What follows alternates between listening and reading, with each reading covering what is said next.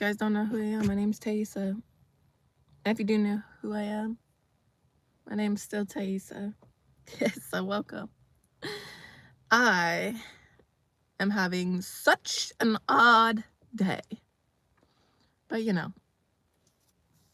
we're here. And we're gonna chill. And we're gonna have a time. And if that means some yapping, that means some yapping. Okay? Love y'all. Updating the Discord, letting them know. If you want to join the Discord, it's in the description of the video. It's also posted on my channel as well, so it will be there. That's just for like updates. We also send like cute shit in there sometimes. So good morning, how are you doing today? Good morning, how are you? Hello, Enrique. John.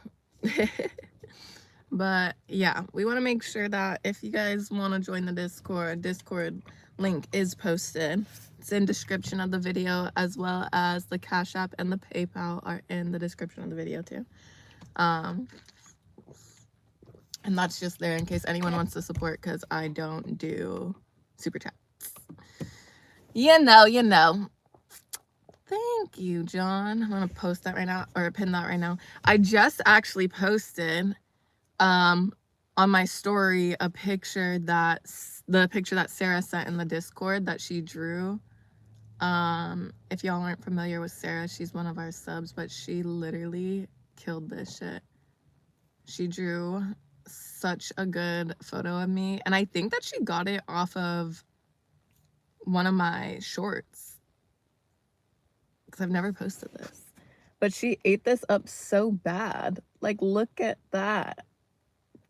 But yeah, I literally just posted it on my Instagram story because she killed it, and it looks so good. I love it. Hello, Jay. Warm welcomes. Warm greetings. Me and Eric Cartman are gonna take a chat for like 5 seconds real fast.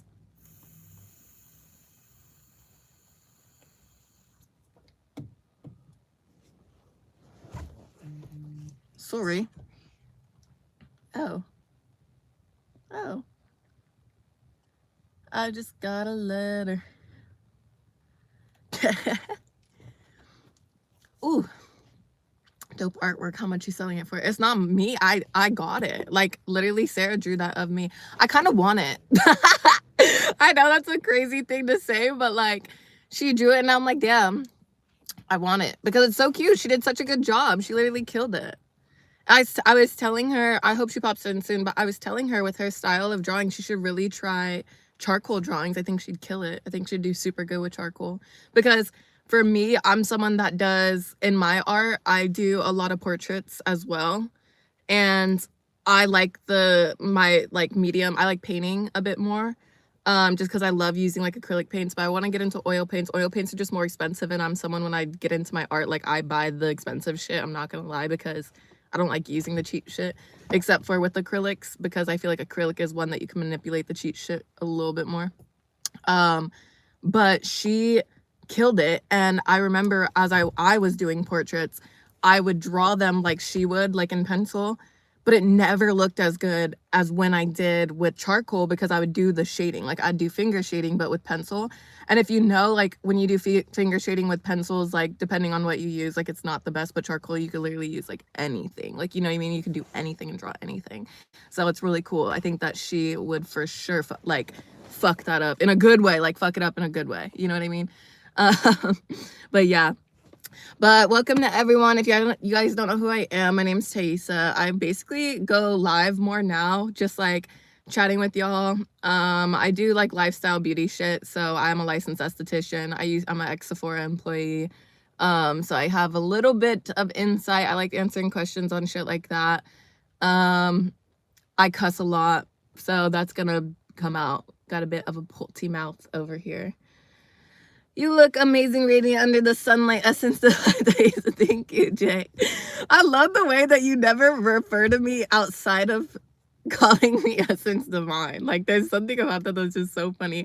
And you're so consistent with it that I know you mean that. You look like Jennie from Blackpink. I've been told that, but I don't know Blackpink like that, so I don't know, you know.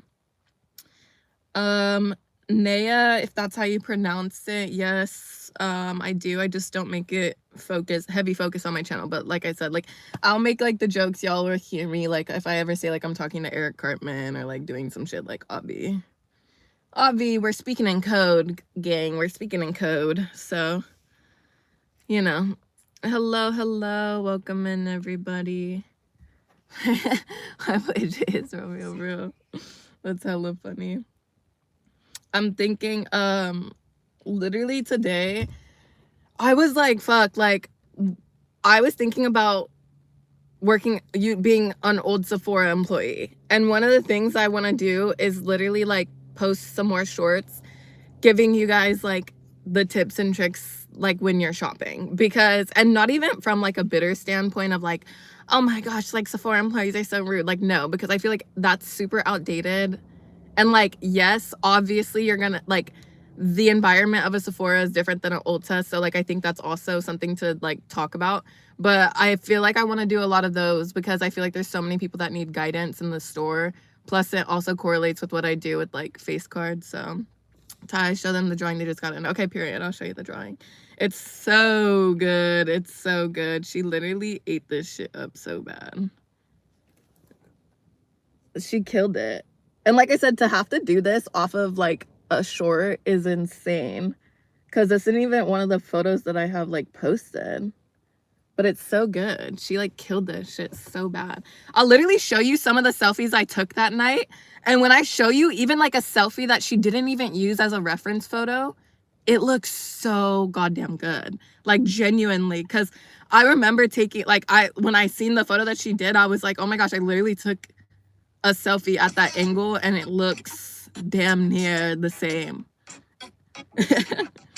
Hold on, me going through my highlights because hold on. But this was like the pictures that I took that night. Like this one specifically, she literally killed that shit. And she didn't even use this as a reference photo because this is what I posted on my Instagram.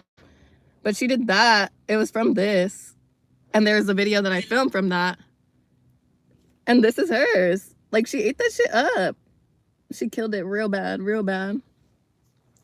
I love it.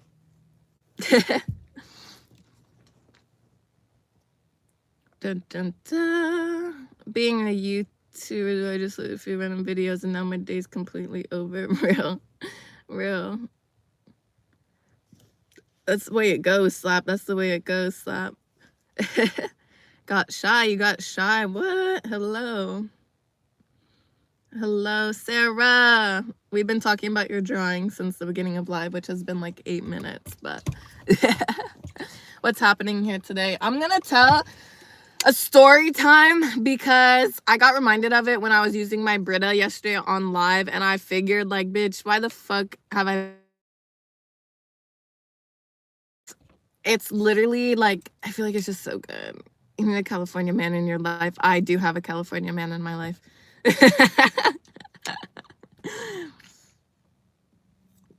Yeah, you don't need to be shy at all. We're welcoming here.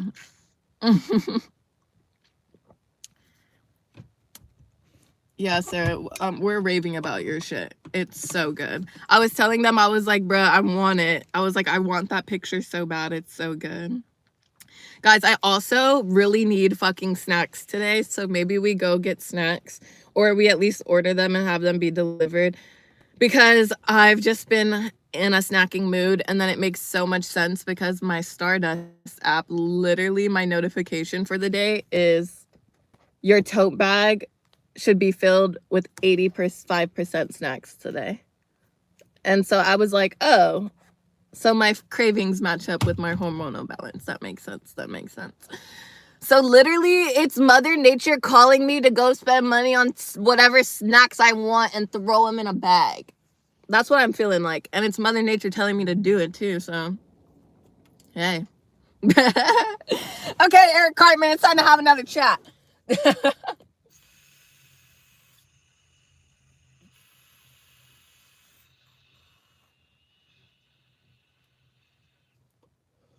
Woo!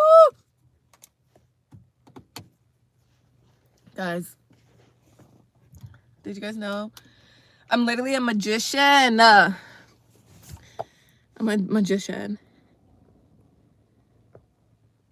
You yapping again. You got the most annoying username. That's hella funny. Damn, you put Eric in his place. No, I had to real quick. Show you a magic trick. Okay, I'll show you a magic trick. My magic trick is that I can produce smoke. That's my magic trick. I was gonna explain it more, but that's all it really takes. That's all it really takes is to do some magic. Watch, I'll show you. I'll show you. Give me 2 seconds to have a chat. Mr. Eric Cartman gives me my powers. He taught me everything that I know, okay? He's my mentor. He's my magician. My magic mentor is Mr. Eric Cartman.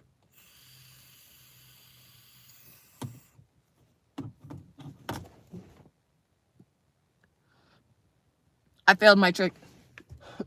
I mean, technically I did it right. But I was supposed to do a trick on top of my trick. Because that's just magic, you know?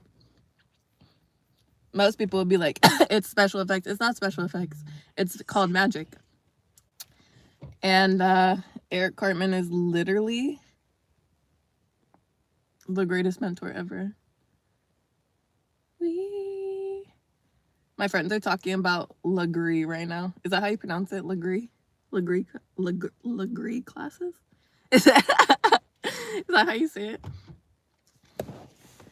If you guys haven't joined a Discord, yeah, John's posting a link to the Discord. If you guys want to join it, don't have to. I just let you guys know when I'm going live. We chat in there. Send your meals, your drawings, like anything. We love to support in there. It's just another place for like more community, more vibes in case, because that's what we do. We just chat. So I love it. I should make an appointment for a nap. Damn, an appointment. You gotta schedule it out. Pencil your nap in there. Schedule it. Put it in the calendar. Real though. Real. That's called keeping your priorities straight. Guys, I obviously don't have any fucking makeup on, but I need to do a lip because I feel like I just need to do a lip. I feel like I definitely should. It's also gonna get really fucking hot in here, so I'm just gonna friggin' open this right now because I don't want to take it off, but I know it's gonna get hot because I'm literally sitting directly in the fraggin' sun. Let's see. I know exactly what lip I'm gonna do. Hey, Marcusia. I got my purse, y'all. For those of you who don't know that, I've been looking for my purse. Only collagen masks I've done are the ones that I've used for facials on clients, is like the collagen masks, and those do dry clear. But it's obviously for a facial, so we do take it off after 10 minutes. But no, I've never used a sleeping one. I honestly don't like hella shit on my face when I go to sleep.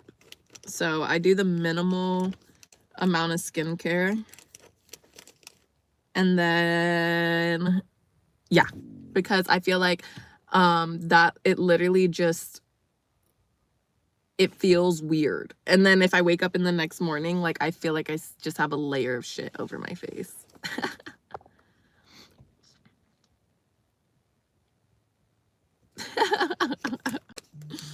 That was funny. I need my lip. Where's my friggin' lip? Oh, right here. Found it. Tiny ass bag, but that shit is a fucking Mary Poppins bag, yo. Like, it really holds everything. It's insane. I don't know if this will stay, but hopefully it does.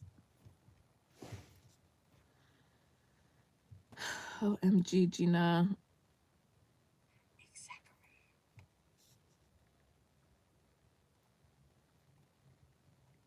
Damn, everybody want me texting me right now. No text all morning. And now everybody want to friggin' text. Everyone said I want to wait. until you go live, and then I'm gonna text you.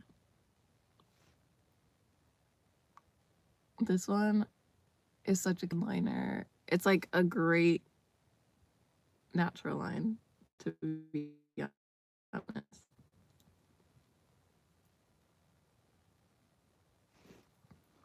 And then, oh.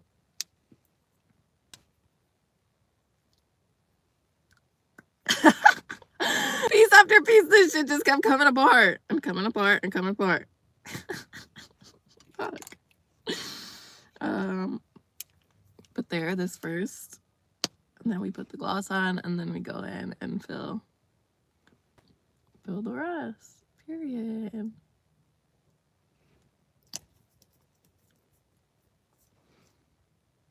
Dun, dun, dun.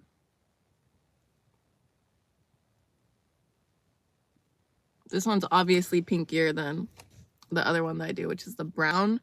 And that one's still very natural, which I usually go for a brown. So after this sits for a little, then maybe I'll go back to Anywhere Caffeine and just line a little bit more, because sometimes like a lip like this just gets too pink for my liking, especially if I don't have makeup on, because then I feel like it makes me look like ass.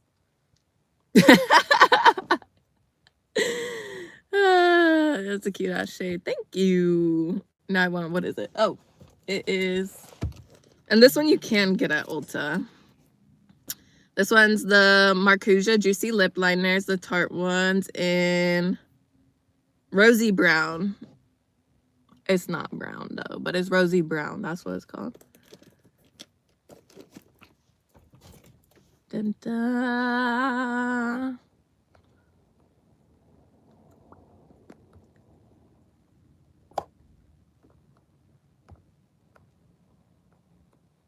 What's going on? I'm confused.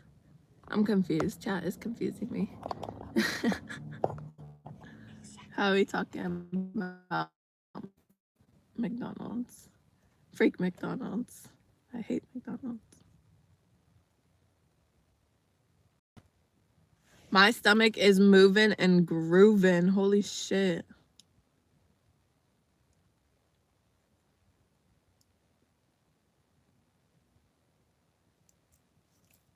Man, oh man. Such a warm and beautiful glow. Thank you. I like it because I feel like I have not gotten enough sun recently. Hence why I'm pale as fuck right now. Holy hell. How many more friggin' messages?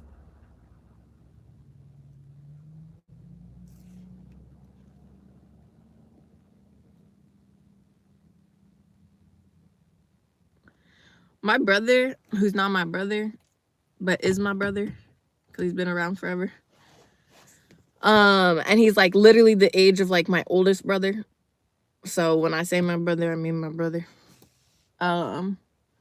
He texted me this morning and he said, "Gang, you good?" With like 2 question marks. And I'm just standing, and I'm literally sitting there, and it's like 7 in the morning, and I was like, yeah? ... Why? Never hit me back. Never hit me back. But it was just like, I was like, is there a reason I shouldn't be good? Like, I don't know. Dun, dun, dun. So, ew.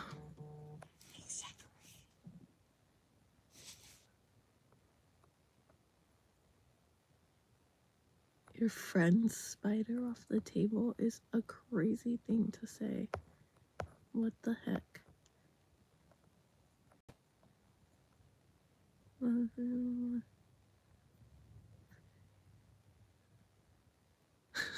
It's crazy. Hey, period. Yes. Oh my gosh. I actually, to getting a pet snake, I literally was just talking to my boyfriend about this. I was like, I want one of those little albino snakes, and they end up growing. I was like, they don't grow hella big, but they grow big enough. I was like, they don't have like the crazy teeth, and like like one girl who had them, like when people were asking how the bite feels, she was saying that it just feels like Velcro, like if you're touching Velcro. So and I've seen a bunch of other people say that it doesn't hurt. So that's what I was telling him. I was like, they're just so funny and fun. I would hella get one. I want one.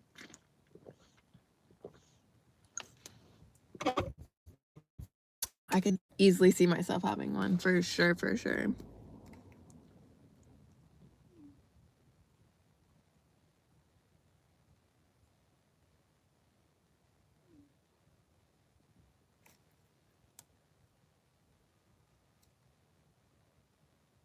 Cute.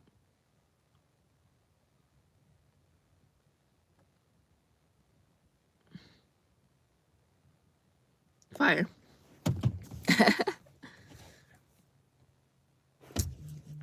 OMG.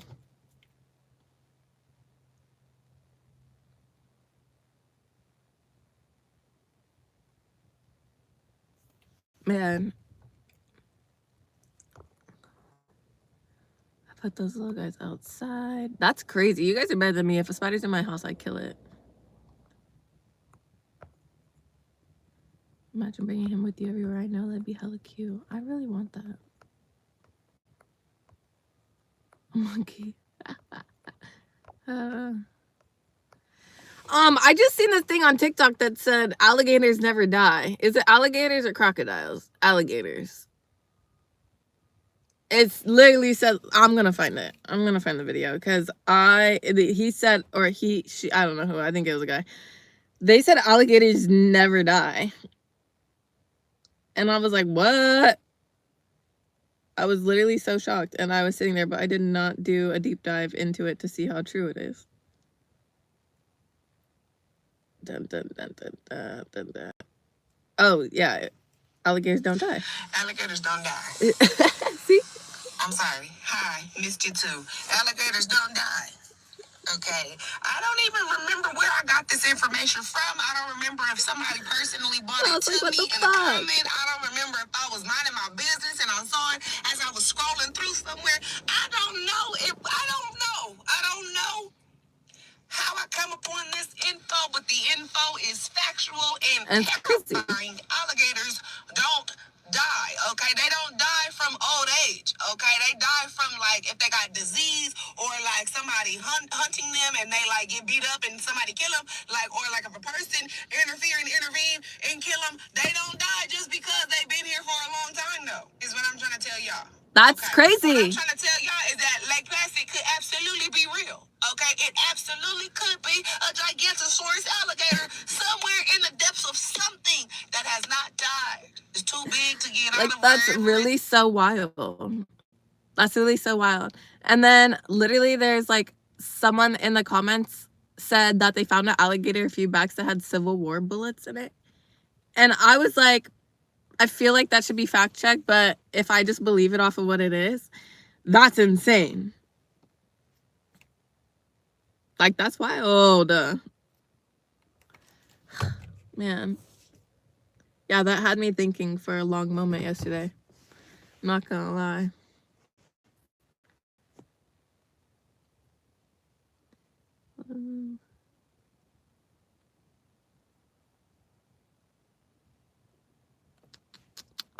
Hello.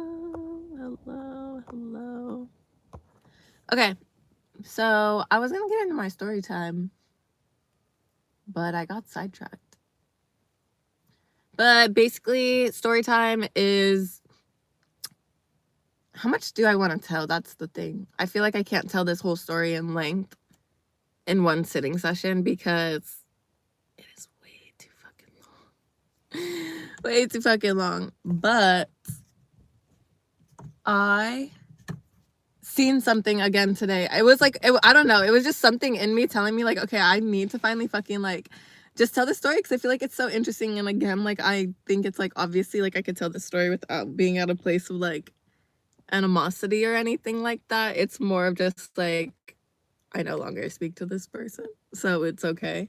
Um, but it was the Brita thing the other day when I went live that reminded me of this story. And then this morning I was watching a YouTuber. I don't know if you guys know her. Her name is Christina Harris. She's been around for hella long. She's known as Beauty Chickie to hella people who watched her around the time that she was popular. And she was doing a video of talking about like just basically like becoming an irrelevant YouTuber or like content creator. And in that video, she was talking about how she lives with her best friend.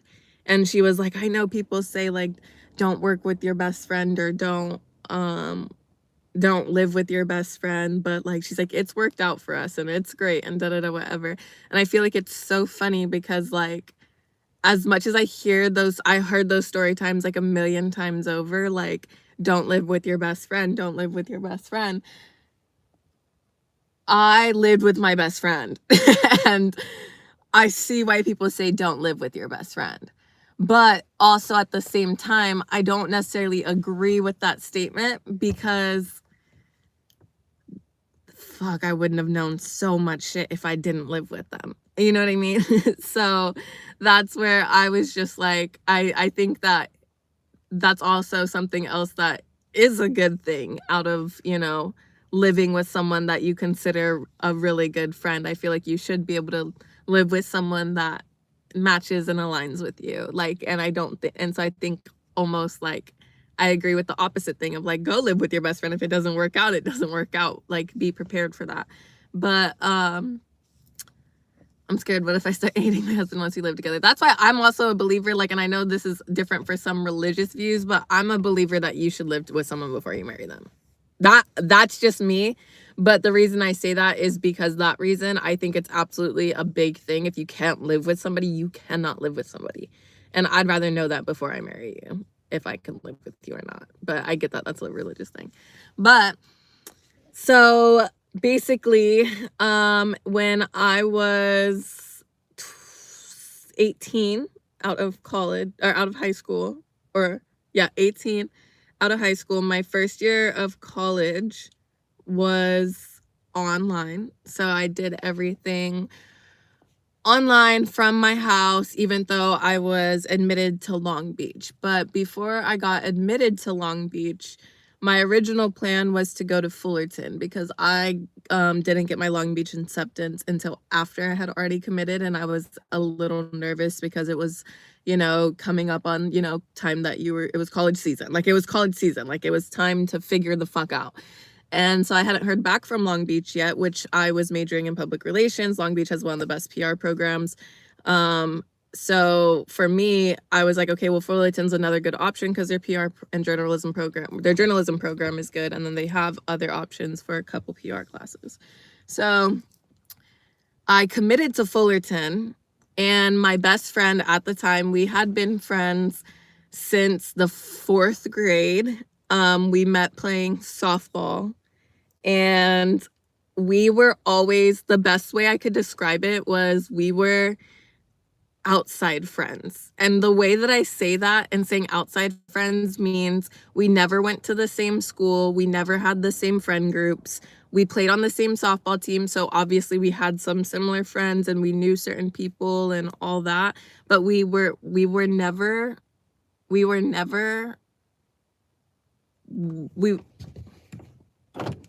sorry, I'm just realizing I'm sitting in my car and I did not lock my doors. But okay, and so we were never like in the same friend group, so we were always just one-on-one outside friends. And we got really, really close when one of our softball teams are like in like 6th grade, 5th or 6th grade, it broke down because of poor coaching. And so we ended up playing softball, like, for me, a few cities over. Like, I was driving 30 to an hour to practice. Like, it was a cool little bit. She ended up moving to that city. So now not only were we just one-on-one friends, we were now also like long distance friends, like medium distance friends. So every time I would see her, it wouldn't even be under like being like playing softball anymore. So we really like genuinely just became one-on-one friends. So solid. She ended up even coming to my prom. I brought her to my prom with me. Like everything, like that's what I mean. Like she was just my number one go-to down, like right hand type. And one of the things that I felt like was so great about our friendship, and the reason why I'm going into this is because I feel like it's really important to understand the premise of the friendship and how I viewed it prior to living together, because I feel like that's a key thing. But the reason why I loved our friendship was because I was like, wow, she has such the same mindset as me. And just in the way that, like, I talked about, you know, the way I would move with friends, or like when shit happened with me, like how, like what would go on and whatever, like I would just give a take and she'd be like, yeah, no, same. Or like, I feel this way, or like, same. Like, and it would be very much like, wow, like I can say this and someone is able to be like, same, I get it. You know what I mean? And the reason why I say that's important too, that we were just one-on-one friends, but we never were around like the same friend groups or anything like that, is because she's seen like how I dealt with friends and I seen how she dealt with friends. You know what I mean? Like at her school and my school, and just talking about those things. And from the things that I was hearing in those stories, like obviously, like I'm just like, oh, like I feel really bad for my friend. Like I don't know why people are treating her like that, and I don't know this and da whatever. Whereas a lot of my shit in high school was like people said fucked up shit, and then I just stopped fucking with them, because if you're supposed to be my friend and you talk shit about me, like I'm just not gonna be friends with you like that. Like it wasn't like my friendships to me when they failed in high school weren't drama filled to me, because it was so easy. Like I'm just gonna cut you off. Like it wasn't that hard. And so like when we would talk about certain things, we would kind of talk about it in similar ways, but also she was a little bit, I would say, more emotionally like attached or invested into like staying with certain friends. And I don't mean that in even in like a poor way. I kind of just mean that in like that was our difference. Like I was quick to cut off. But basically, I got to see like shit like that. And at the time I was just like, oh, like that's crazy. Like there's so many weird ass people. Like you go to school with some weird ass people. And the thing was, it was like whole friend groups weren't fucking with her. So I was thinking like, ew, like these people are weird. Like, you know what I mean? Like that was my mindset.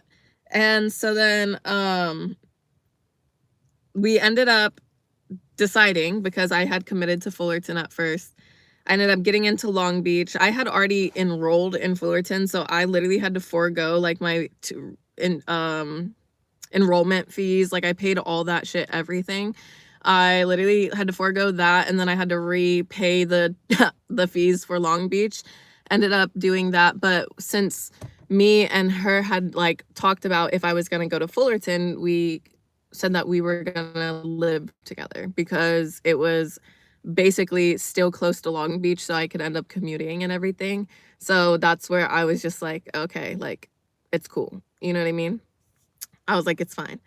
So we ended up moving in together in Fullerton in 2021, our second year of college. But keep in mind, our first year of college was completely online. So I didn't know anybody from Long Beach.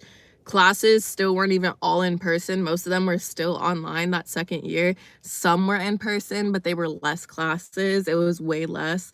My first semester, I had 0 classes in person. I was gonna take one, but then I was just like, no, like let me take it next semester. Let me get acclimated here. Like I can go visit campus. I could go do work on campus, get used to everything, and then take an in-person class my second semester. So I ended up doing that. Wait, fuck, did I do that? Or did I end up taking at least one? Honestly, okay, so this is also important. My timeline of things is gonna be off, but it will be in the realm of the year of 2021, like the year, one school year, basically, of 2021 to 20 into 2022. And the reason why I say or no, 2020 into 2021, right? Yeah. So basically wait, no, 2021 into 2022. Yes. Okay. Wait. Yes. Okay.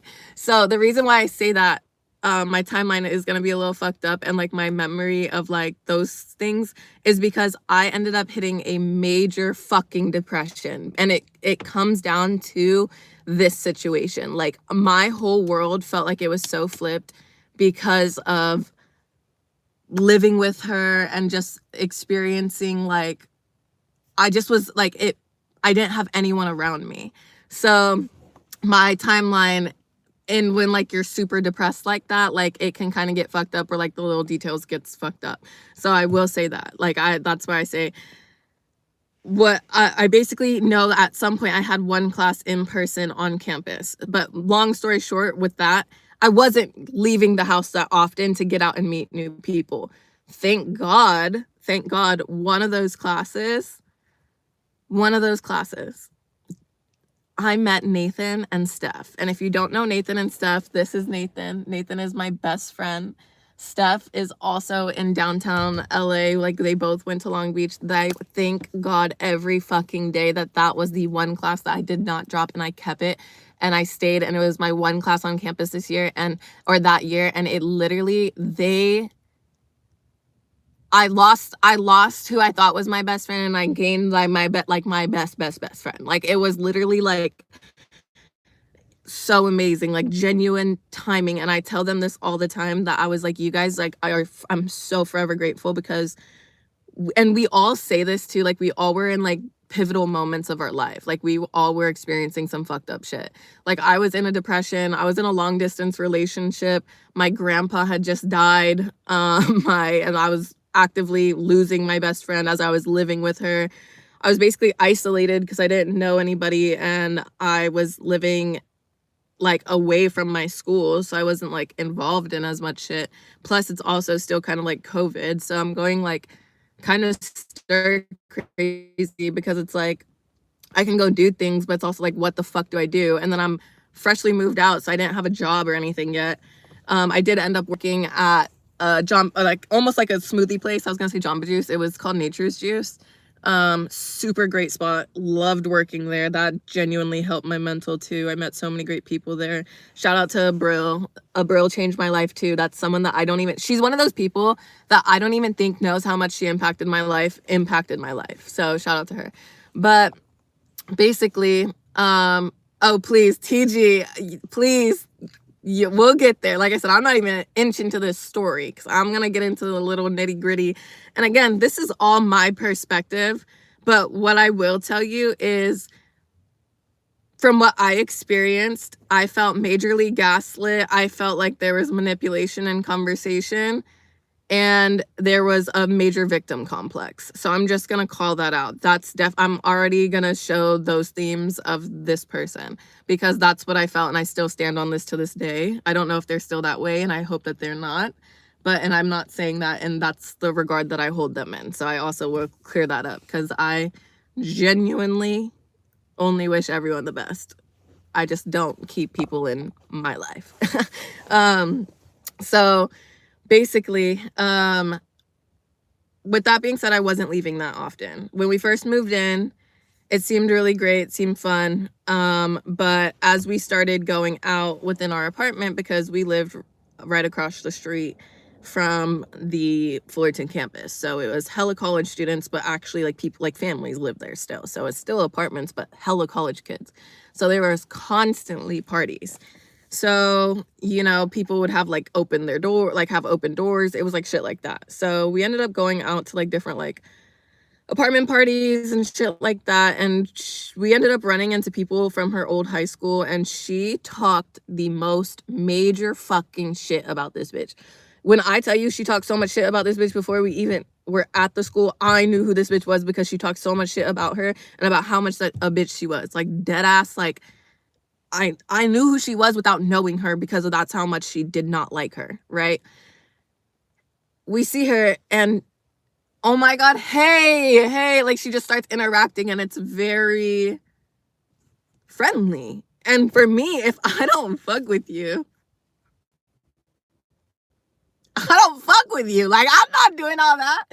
Like, I'm not like, if I don't fuck with you, but I don't dislike you, like, I'm just gonna be like, hey, like, you know what I mean? Like, I'm not gonna be like, how are you? Like, you know what I mean? Like, no, I'm not just gonna sit there and just, I'm not gonna be in your face. And so I was like, okay, that was weird. Then we get back to our apartment and she's still talking shit about her. So for me, like, that's something for me that y'all know me. Like, for the ones that know me that are on here and you guys know me, that's not how I am. Like, if I don't like you, it's okay that you know that I don't like you, and that's fine. Like, you don't need me to like you. Like, that's at the end of the day. Like, that's how I feel. You don't need me to like you, and that's okay, because I don't need you to like me. Like, that's just how I feel. And so when it comes to that type of shit, I'm not gonna be fake to your face and then go off on the side and then talk more shit about you. So I was just like, oh, and the thing is too, that one of the main things of talking shit was about how fake the girl was. Problems. Winter or summer problems. Winter or summertime problems in the winter. Time problems in the winter. Crazy. Okay.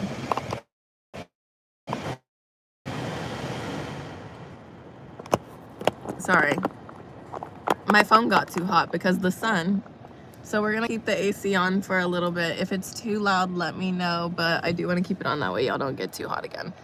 But that's why we cut out. Let me know if it's too loud, too whatever for y'all. Just let me know. But getting back into it. So can't fuck with people like that. Exactly. Hypocrisy. Exactly. Yes, yes, yes. But yeah, so basically I ended up not fucking with that immediately. Like, that was one of the main things that had me questioning us aligning as friends. And the reason why I say that is because, like I said, that's just not who I am as a person. If I don't fuck with you, I'm not gonna pretend like I do, and then I'm not gonna go and talk shit. Like, if I'm changing my opinion on you, then I'll let people know, hey, I'm changing my opinion on them. Like, you know what I mean? So I don't know, I just didn't like that because it felt very hypocritical. And one thing about me is I grew up with a very hypocritical parent, and that taught me that one of the things I don't want to be in life is a fucking hypocrite. So even if people don't like it, I try my best to not be a hypocrite. So basically, like, that's why it didn't sit with me very well, is because, like, the whole situation was like throwing me off, because it was like, you're acting friendly to this bitch every time we go out to a party, and then we get back to the apartment and you talk mad shit about her. And then we just kind of hit like a point, because she was in like therapy and stuff, and I'm not going to air out like all that shit because that's, you know, her own business. But she was in therapy and she was getting help for it. And there were some things that she did tell me that was another big reason that I didn't agree with what was going on. And it came down to like medications. And it was the excuse. She always would use an excuse of if she fucked up or if I addressed something with her, she would always use the excuse of, oh, it's my meds, like they're too much for me right now, or whatever, and my meds are just doing this to me. But then if she was feeling good and whatever, then she'd be like, oh my gosh, these meds are amazing, like they do everything for me, and and like I said, there was more into that too.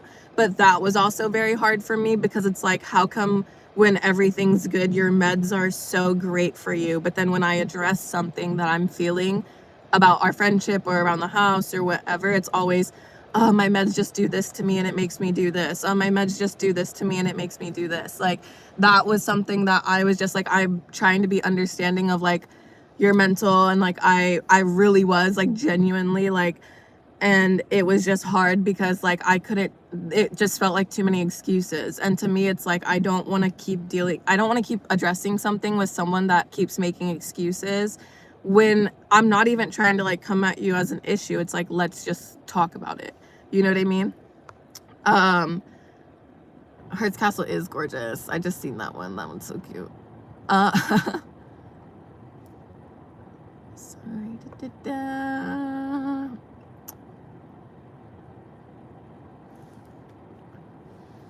So basically, after she would do that, it started to get really difficult for me. And so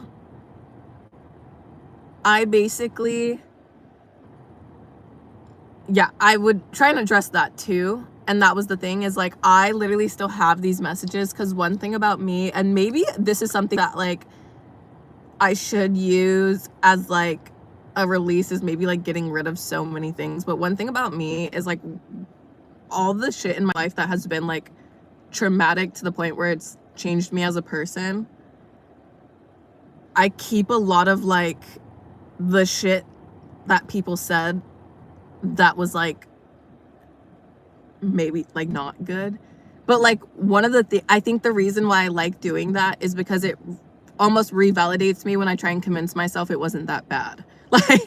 Like it's almost, because I know me, like I'm such a benefit of the doubt person with so many people. Like I do know that I try really hard.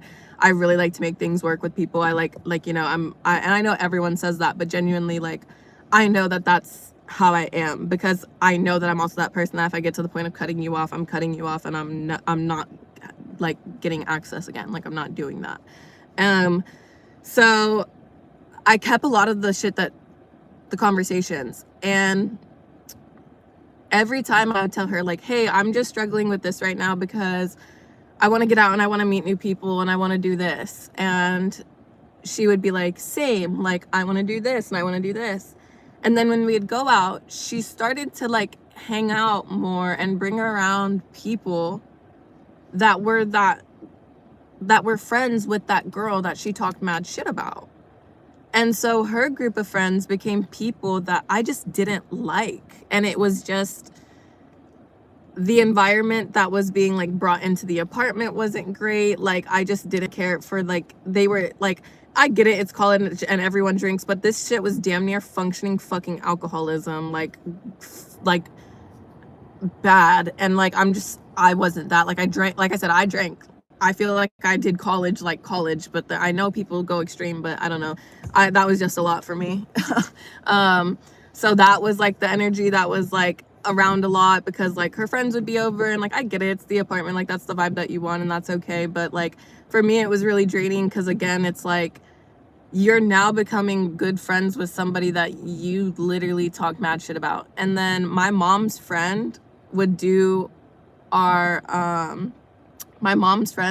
hair, and I ended up finding out from my mom's friend that even when we weren't friends, she still went back to her to get her hair done. And not only did she go back to get her hair done, she brought the girl that she would talk mad shit about, that I said like I didn't like, whatever, and brought her to my mom's friend. And that girl is still a client of my mom's friend because she brought her there. But that's my point, is like, how can you literally talk so crazy about someone and then become so close to them that you're going to the hairdresser together and that you're doing shit like that? And then again, you're doing that knowing that you're going to your ex-best friend's mom's good friend to do your hair.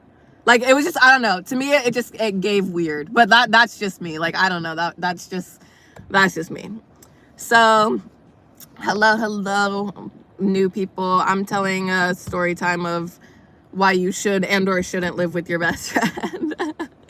You've liked and subscribed. Oh, period. Welcome. I'm gonna take a chat with Eric Cartman right now, because I need the little refresh. Because this is, like I said, this story is like a lot, and I'm still getting into it. I'm gonna get into the details like basically right here. I just needed to give a premise of like the little shit that started building up that like had us at our disconnect, and before we started like beefing without saying that we're beefing, because there got to a point where we were beefing without saying that we were beefing, and it was just a weird little vibe, like, you know what I mean? Okay, Eric Cartman chat real fast.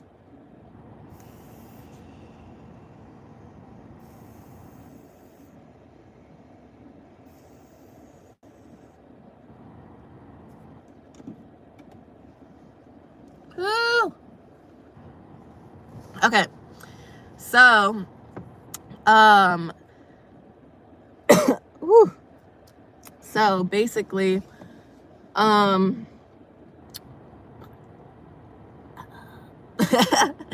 Where do I want to start? Okay, I'll start. This is still around the beginning-ish of the year because, okay, keep in mind, this is the other thing I forgot. We had a third roommate. At the time. And she was from Peru. Love her down to this day. Wish her the best. She's such a good person throughout this entire situation. Props and kudos to her for dealing with all this. And I would like to say, I tried to not make it that bad. I tried to not put her in it. We had multiple conversations. I feel like me and her had a good understanding of everything. Like nothing, I did kind of leave the apartment, I'm not gonna lie, with like in a hostile mood, so I hope she never thought that that was directed towards her. It was just, I really needed to get out the fuck out of that apartment. I had to have like a whole ass fucking support system there with me to get out of that apartment, because that's how much it took out of me, like genuinely. And so yeah, basically when we were there at the beginning of the year, our other roommate, so I feel like this is hard without giving names. I'm not gonna give like obviously real names, but I'll give like fake names. Someone pick a fake name for my ex-best friend. Someone pick any name. It has to be a girl name though. But pick any name. and then my old roommate, I'll just call her Peru. Okay, Rosie was the first one. So actually I don't want to use Rosie because that's my grandma's name and I love her and I don't want to taint that in any sort of way. So we're gonna do Amber. Amber's a good one. So we'll do Amber. Okay, so Amber is my ex-best friend, and I'm just gonna call my other roommate Peru because it just, I think it fits her. Like I love that for her. Like I know it might sound fucked up, but like I mean that in a good way. So basically, there's a time that Amber ended up coming back to the Bay to like go visit her family and everything like that. And she was also in a distance relationship at the time. That was another thing that me and her kind of were having little bits of like disagreements about, because I personally didn't feel that she should have stayed in that relationship as long as she should have. I personally was also, like I said, in a long distance relationship, and I didn't, how do I say this in the best way? I didn't agree with I felt like, and this is just me, my opinion and observation, and I guess like anyone could say anything about how they feel, but I felt like the interactions that she was having with some other people, I just wouldn't prefer if I wouldn't do it, and I wasn't doing it. That's what I will say. Now, am I saying that means there's anything that actually happened or she did anything? No. But I just think that there's certain like respects and different things. And that was, again, a small moral thing that was affecting me personally, because like I said, as friends, our dynamic was every time I would say how I felt morally, she'd be like, same. So for me, I'm like, okay, I'm starting to see that this girl like that says same a lot to how she says like she's similar to me is not very similar to me. Like, but it was such a mind fuck because this was my best fucking friend since like 4th grade. So that's where I was just like, damn, like it was just hard. Like it was so hard for me to like I was almost like convincing myself that like it wasn't really happening. You know what I mean? So basically, Amber ended up going back to like visit her family, and at this time like I was feeling all these things. And so me and Peru, neither me nor Amber had really hung out with Peru yet that much, because we were all still like, you know, new in the apartment and everything. And so basically Peru and she was like, oh, like I have some friends. One of them, she's in the building, she's from Germany, I think. Katia was her name. I don't mind saying that because that don't really matter, but I think she's not really a major detail of that. She was super pretty, loved her. But yeah, she was just like, she came because she was a foreign exchange student, just like she was, because we had a lot of foreign exchange students in the building. And basically she had invited me to go to Santa Monica Pier with them. And this was like the first time like I hadn't been out, I hadn't known anyone. So I was like, hell yeah, like this is a new, like, we wanted to get to know our roommate anyway. Me and Amber had talked about that. We had said, like, we really want to get to know her. We should ask her to go do something. And so Amber had just happened to be gone visiting her family. So me and Peru asked me. So I ended up going with her and her two friends, and it was really fun.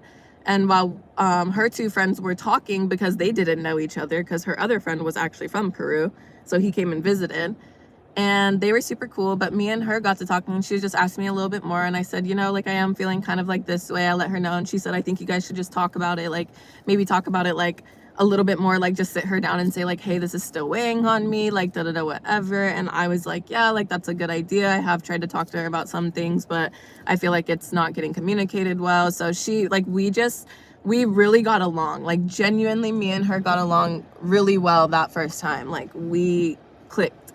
And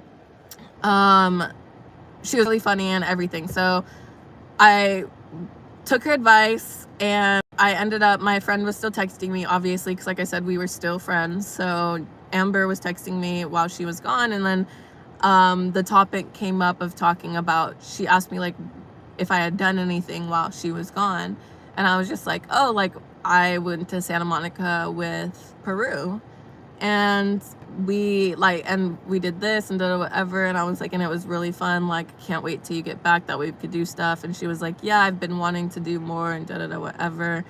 And then I remember we got into the conversation about talking about, like, I was just saying, like, I know, like, you say, like, you don't have friends, but, like, you still kind of are talking to people, like. And I remember kind of expressing that to her. I was like, for me, the reason why I'm telling you, like, this interaction felt really good was because I genuinely haven't been making friends, like, and that's not at, like, her fault. I wasn't saying that like it was her fault. What I was saying is, like, I'm trying to express to you, like, how this is new for me, where it's, like, kind of not fully as new for you, because you have, even if it's people that you talk shit about, you know what I mean, then you're still talking to people. Did that make sense? Like, and then that's when we kind of got into more, and she was like, yeah, but those aren't, like, the people that I want to be with, and da-da-da, whatever. And then in my head, it's like, well, if that's people that you don't want to be with, then don't fucking be with them. Like, I don't know, like, it was kind of, like, driving me crazy, because it's like,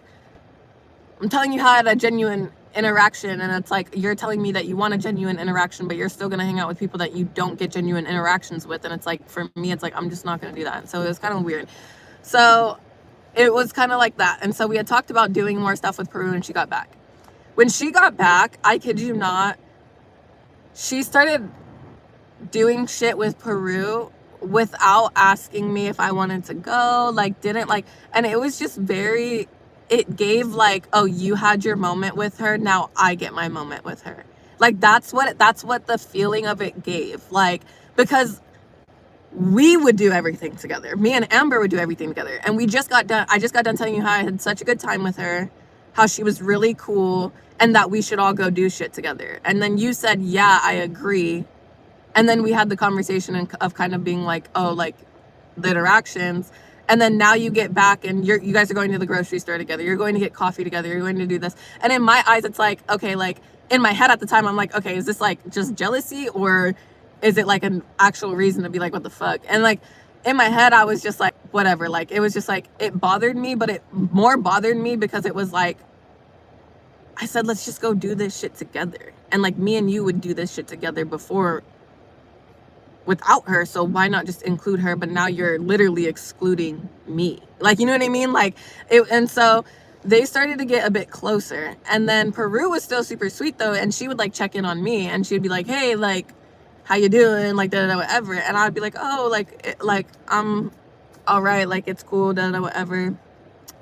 And yeah, so our shit basically kind of ends up, like, just escalating as far as shit goes, because I felt like she was just becoming the biggest hypocrite, and she was becoming, like, my number one enemy. And what I mean by that is, I felt like she was deliberately doing shit to get at me, but she did it in the guise of such a manipulative way that it didn't, like, she could always play a victim. Like, she did it in a way that she could always make it seem like it wasn't intentional. And so I had these conversations with Peru too. And Peru even at one point had told me, at one point when it was like bad and she had been hanging out with her and became like her number one, she had even told me, she goes, I see what you mean. And that's all she had to say to me. That's literally all she had to say to me. She said, I see what you mean. And I said, yeah. And I literally didn't even tell her. Like when me and Peru had conversations, she knew that when I was having those conversations with her, it was not about trying to change her image on Amber at all. Because that's not my place. It's not my place to make someone or convince someone to feel some type of way about somebody, especially if we're all living in the same house. If two of us are already beefing, like we don't need everybody beefing. We don't need everybody saying this and that and da da da whatever. Like, and that's why I said I'm so grateful for Peru and understanding that that was not my point. Like that was not my purpose at all.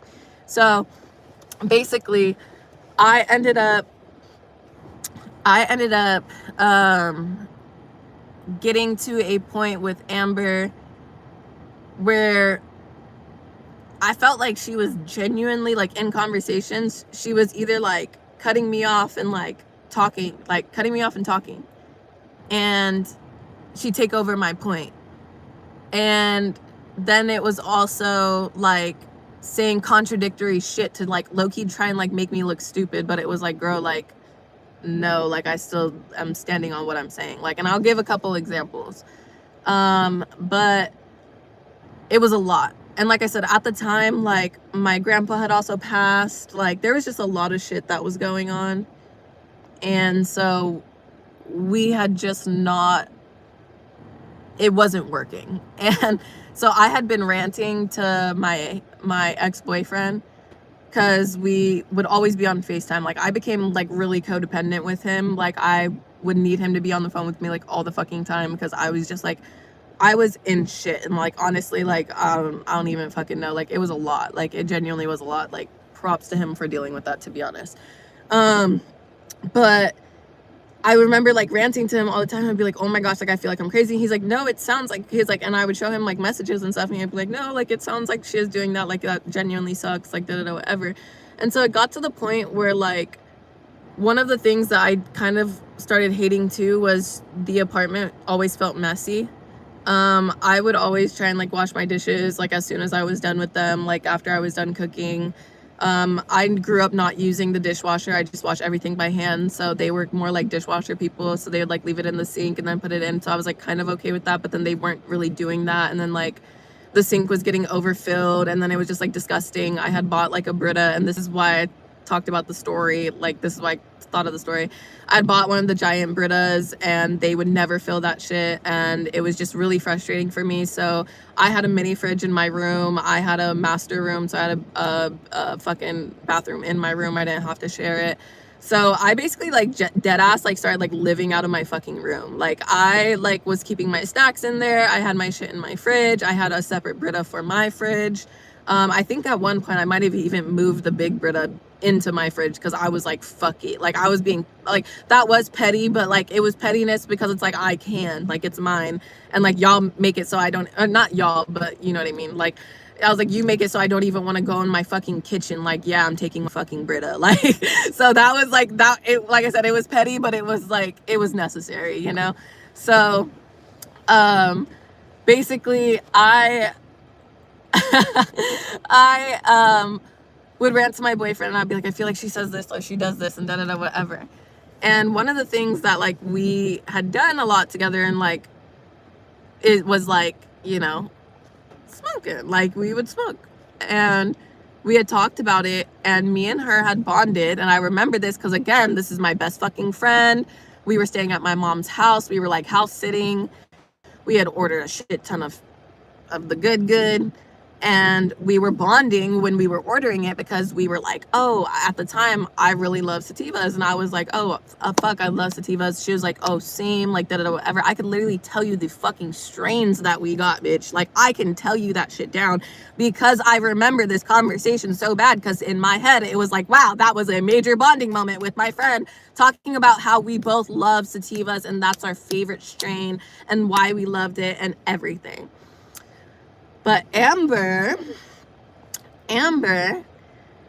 one day that we were playing a high card game that literally is all based on integrity, keep in mind.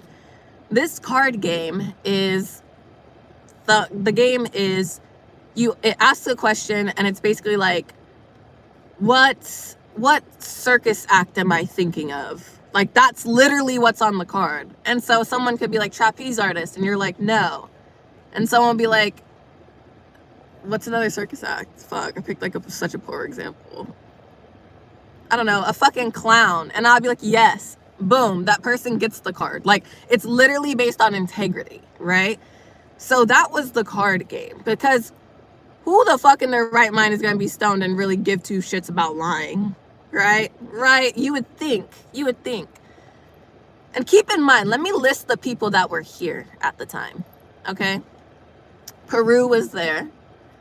Peru's other bestie that lived at the apartment was there. Peru's friend from Peru was there. Amber was there. I want to say one of Amber's friends was there, but that may not be true. Me and my ex-boyfriend. That's who was there. So it's the group of people that I hung out with one-on-one. The group of a friend that she's hung out with, but at the time, like, I didn't feel like it was that much. And then my ex. And we were playing this card game, and I was doing really good. Like, I was just getting the cards because I was just guessing like real fast. And it's no one's tripping because we're all blasted and we're just playing a fucking card game. And she pulls the card, so she's the one that people have to guess for, and she has to say yes if she's thinking of it. She grabs the card that says, what is my favorite strain? And so I just go, oh, sativa. And she goes, literally, she goes, well, I don't know if I have a favorite strain, and I feel like if I did, you pick the one of like the three that it wouldn't be. And I dead ass, blood was boiling. My shit started woofing to the surface. I think I was sitting on my ex at the time, so I literally turned and I like deadpan look at my ex like, I'm about to spaz on this bitch right now. Like, I looked at him like, yo, because this was like when, like I said, our shit was already like, it was clear that we were like beefing. Like, it was clear that it was like, we're just trying to have a chill ass time, like whatever. And I look at him like, oh, and I literally I put my cards down on the table. I get up and I walk directly into my room, and everyone else is kind of like, what the fuck? And like, my ex is like just getting up to like go, because I was going to spaz the fuck out. I genuinely was like, there is no goddamn fucking way. There's no way. So I literally was like, I went into the room and I just start going off ranting to my ex. I was like, that's some bullshit, like da-da-da, like she fucking, like, we had this conversation, like we literally talked about this at what's your name's house, like da-da-da, whatever, like we ordered this, like crazy. Then this is where it really sat with me, that I was like, no, she's being so fucking intentional with this shit. I went home after this point. I had gone home because, like I said, I was so fucking depressed at home, at the apartment by myself, and I didn't have classes in person. So I literally went home because I could have, like, I literally legitimately didn't have to be there. It's because I was paying rent. I went home for like a month. I ended up coming back to do her makeup for Rolling Loud.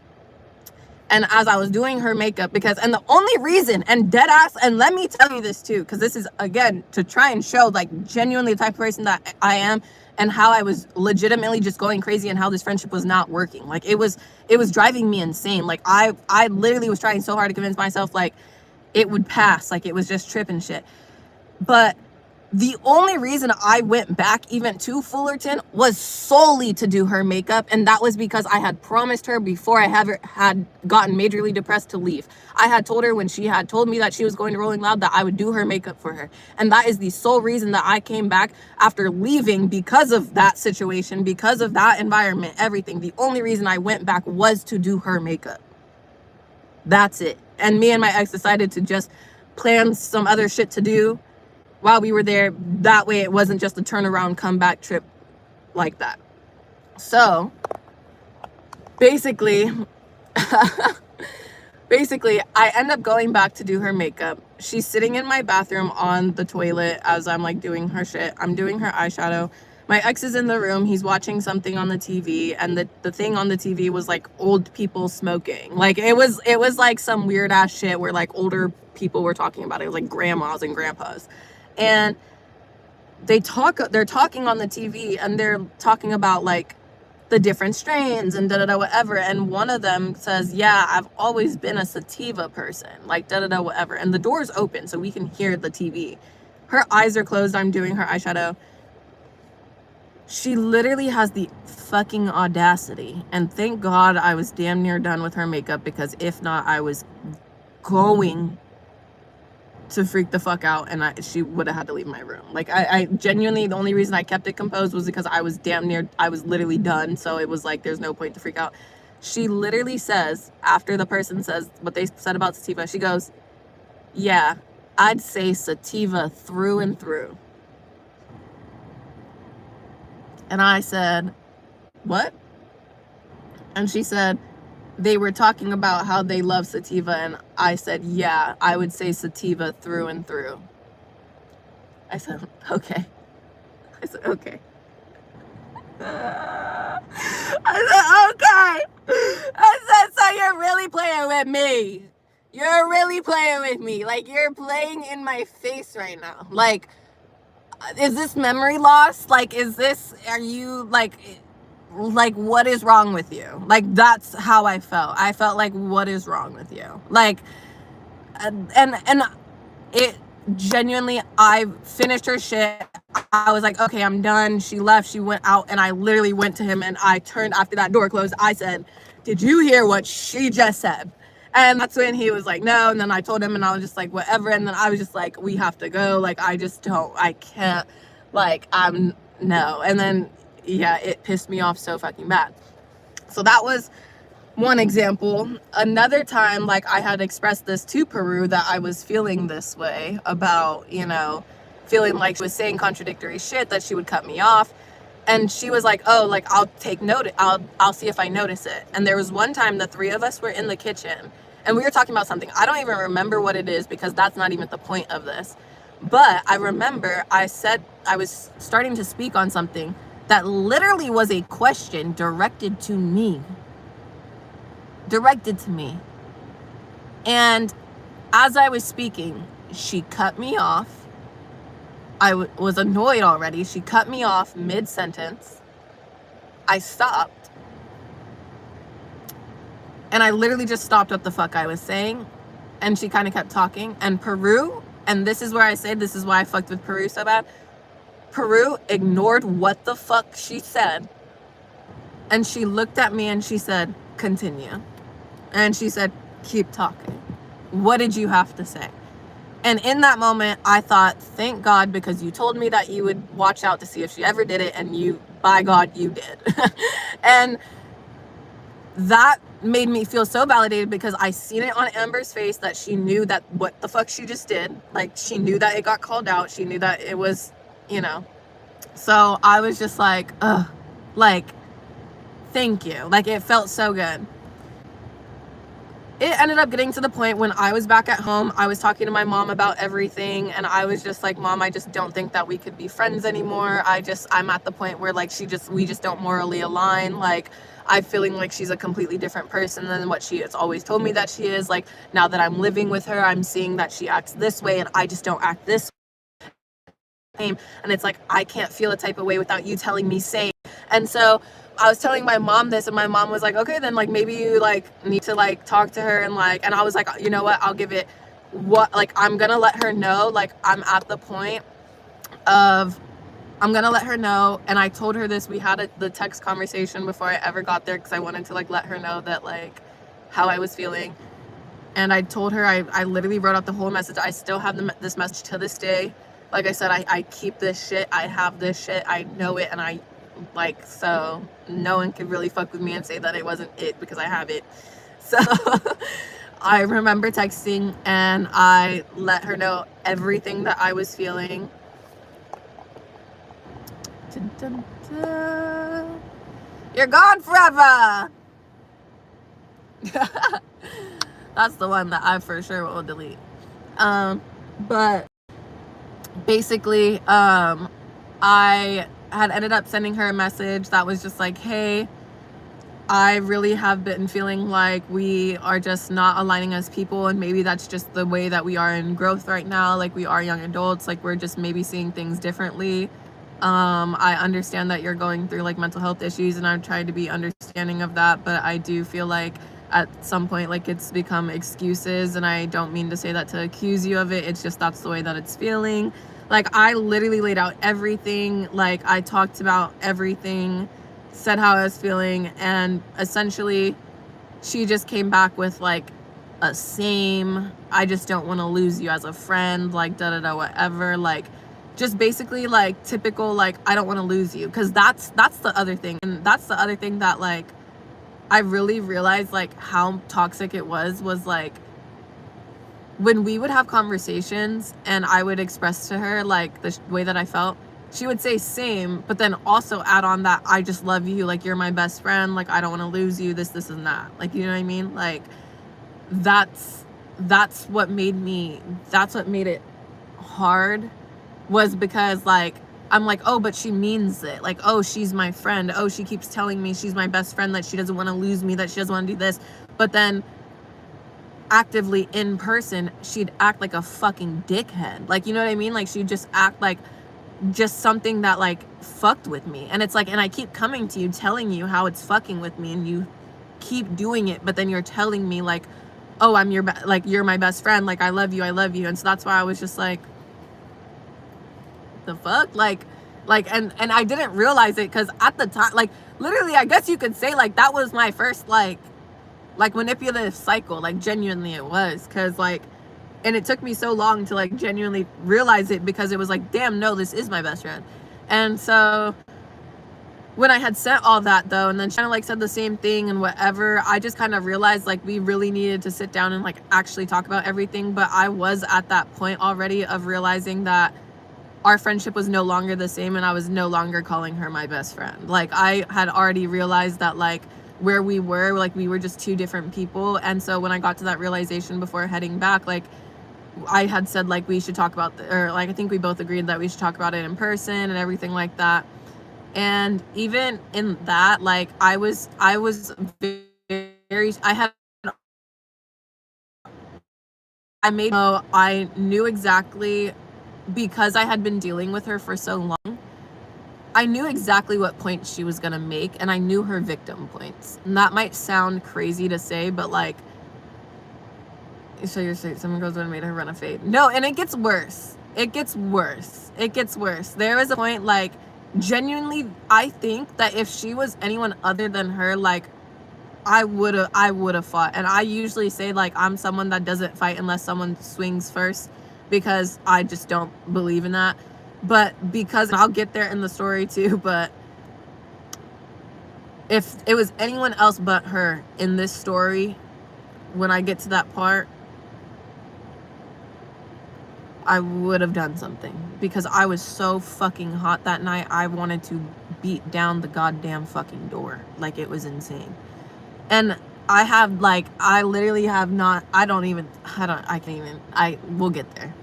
So basically, after that, I basically made sure I prepared myself for that conversation. I knew all her victim points.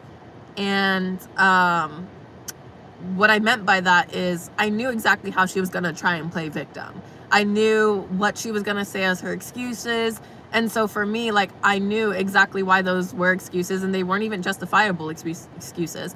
And so I knew exactly what points I was going to tell her, like, give her a reason as to why I reacted and did the things and came to her the way I did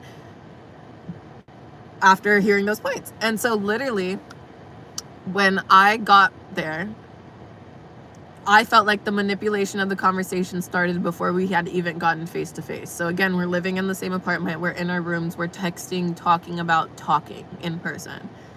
And that's how hostile the environment was. We're literally in the same apartment texting about going in the and talking, like, and not going and talking, literally me going to her room and talking. Like that's how it was. So I was texting and I was just like, yeah, like I'm getting ready. And I was short with her, but I was short with her because I had already expressed to her in the message that I wasn't really at the point of wanting to be friends right now. Like I was at the point, and I told her this, that the way for us to be friends would be for me to tell you how I feel, you actually hear me out, and we work on it from here, starting from a new point, a new base. And that's what I had told her. And I wanted to reiterate that in the conversation, and that's why we were going to sit down and talk. So I was kind of being short with her, and it wasn't like a rude shortness. It was just like, okay, like, I'm going to brush my teeth and then I'll be over, or I'm going to brush my teeth and then I'll come into your room, or like whatever. And so I had said that to her, and what she had texted me was, okay, and just a heads up, I've been really emotional, so I might cry during our conversation. And to me, that message, and again, this is me thinking with all my clarity and all the manipulation and all the other shit before that, you know, with Amber, you know, I was just kind of like, this message alone feels so fucking manipulative, because what the fuck, you think I don't feel like this hurts me? Like you're gonna tell me about how you might cry because you're feeling emotional? Like, bitch, what the fuck? Me too. Like, come on, suck it up, get over it. Like, that was my mindset. Like it, and again, like, that might sound harsh, but it's because like you just got done doing so much fucking of that type of manipulation ass shit in it. Like, you know what I mean? Like the whole time, like during this entire longevity of like you doing shit, you've been doing that. And so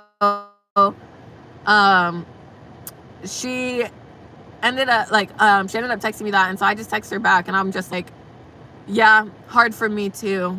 Like, that's it. I just put like, yeah, hard for me too. Like, and like I just like, it's like, you're good, like whatever, if you cry, you cry, oh well.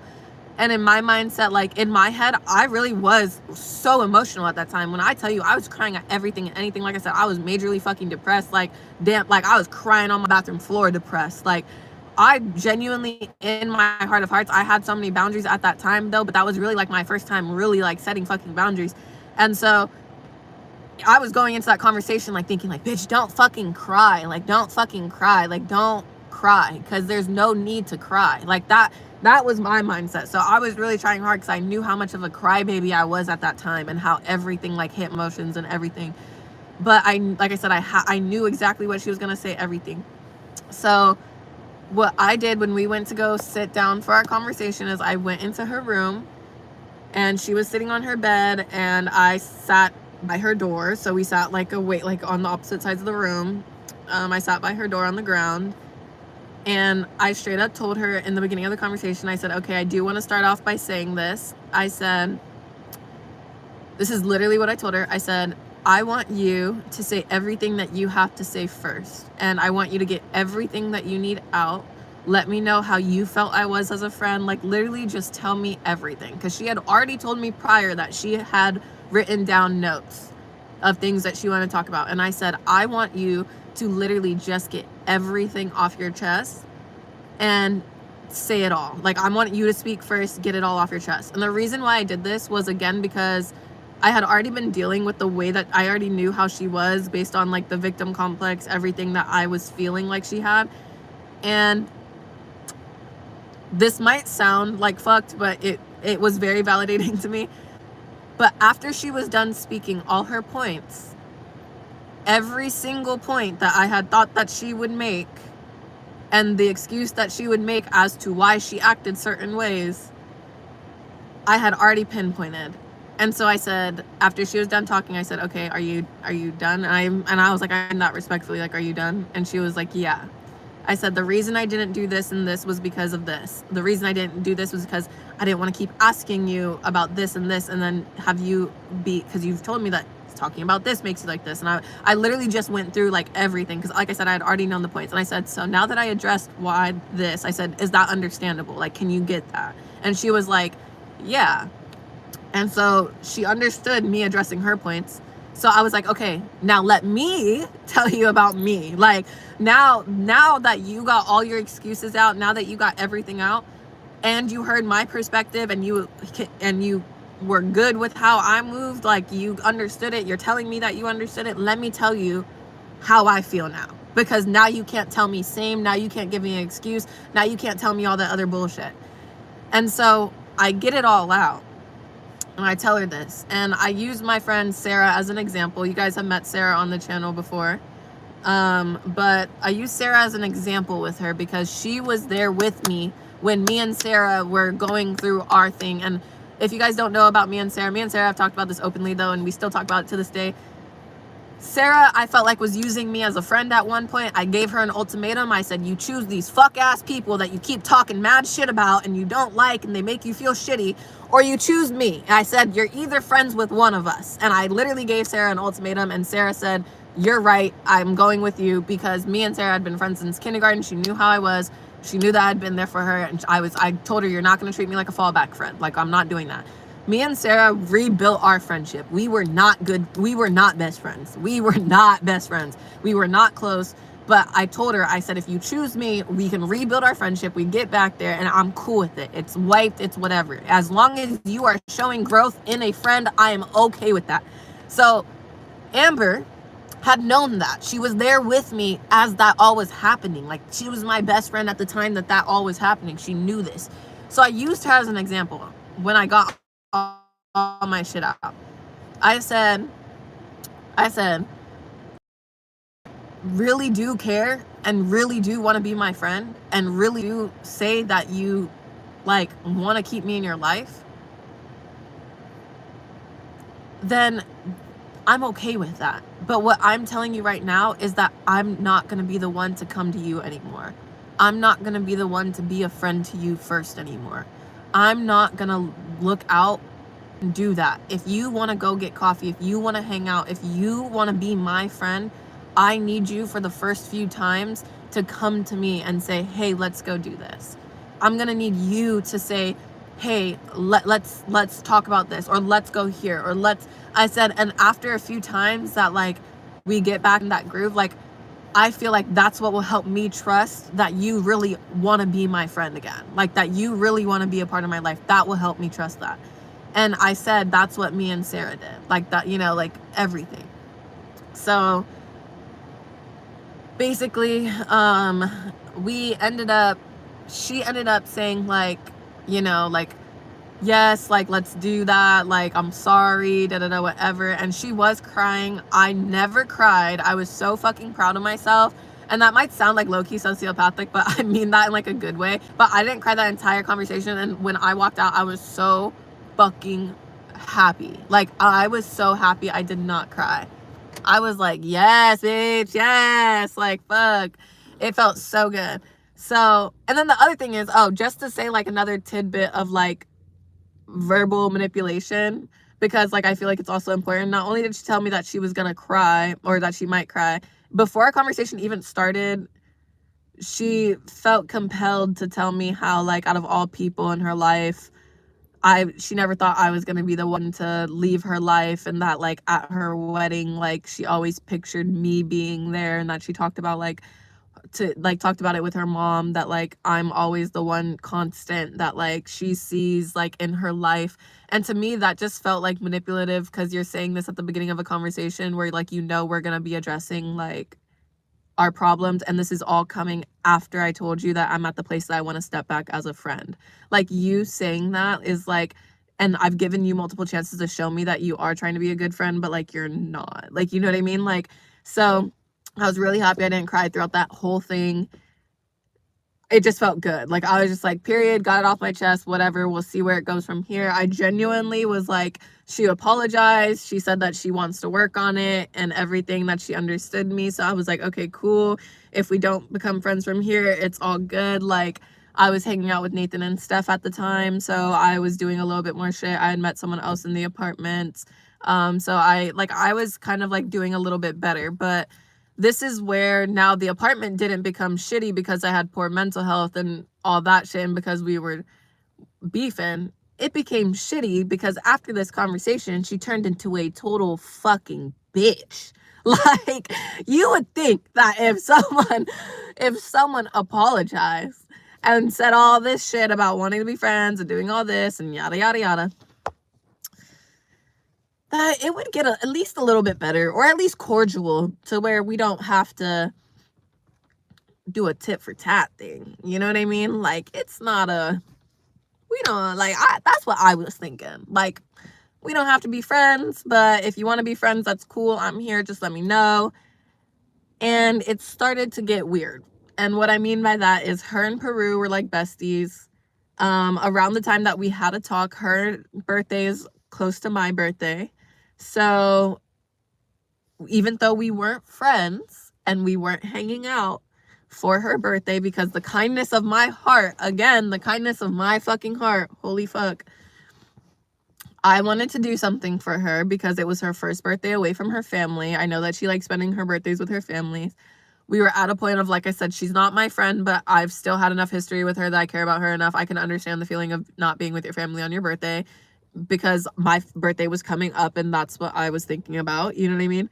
And so in the morning, I get up early. I go to the store. I want to go to the store, and I wanted to do it without Peru because I didn't want her to think that I was doing it because, like, it was Peru's idea and this and this and this, whatever. And it was, it wasn't, but Peru happened, and she usually slept in. So this is why I went early. I literally did this on purpose. Peru happened to drop a friend off at the airport and happened to be coming home right as I was leaving. And she was like, "Oh, where are you going?" And I was like, "Oh, it's Amber's birthday. I'm gonna go get her some like flowers and like a Starbucks." And because at the time I was drinking Starbucks, let's fuck Starbucks. I basically was like, "I'm gonna go get her this. Like, I'm just gonna get her a couple snacks and some shit. Like, like, it's her birthday. It's her first time away from like her family." I was like, if I could find balloons, like, I'm gonna get her some balloons and like kind of put them like on her floor, like whatever. And so then I end up getting some stuff. We couldn't find balloons. Like, we stopped at a couple different places. Me and Peru were kind of talking about everything. I told her, like, how we were. I was like, we're not really like friends or anything. I was like, I get how she feels, like whatever. I just want to do this for her. Peru literally gets her like, I think, a bag of like hot Cheetos, which is okay. Like, she was just like, I should just get her something. Like, she just did something, and that was cute, right? But she just gets her a little something. I buy her some flowers. I think I got her like a little like balloon, and then I got her a Starbucks.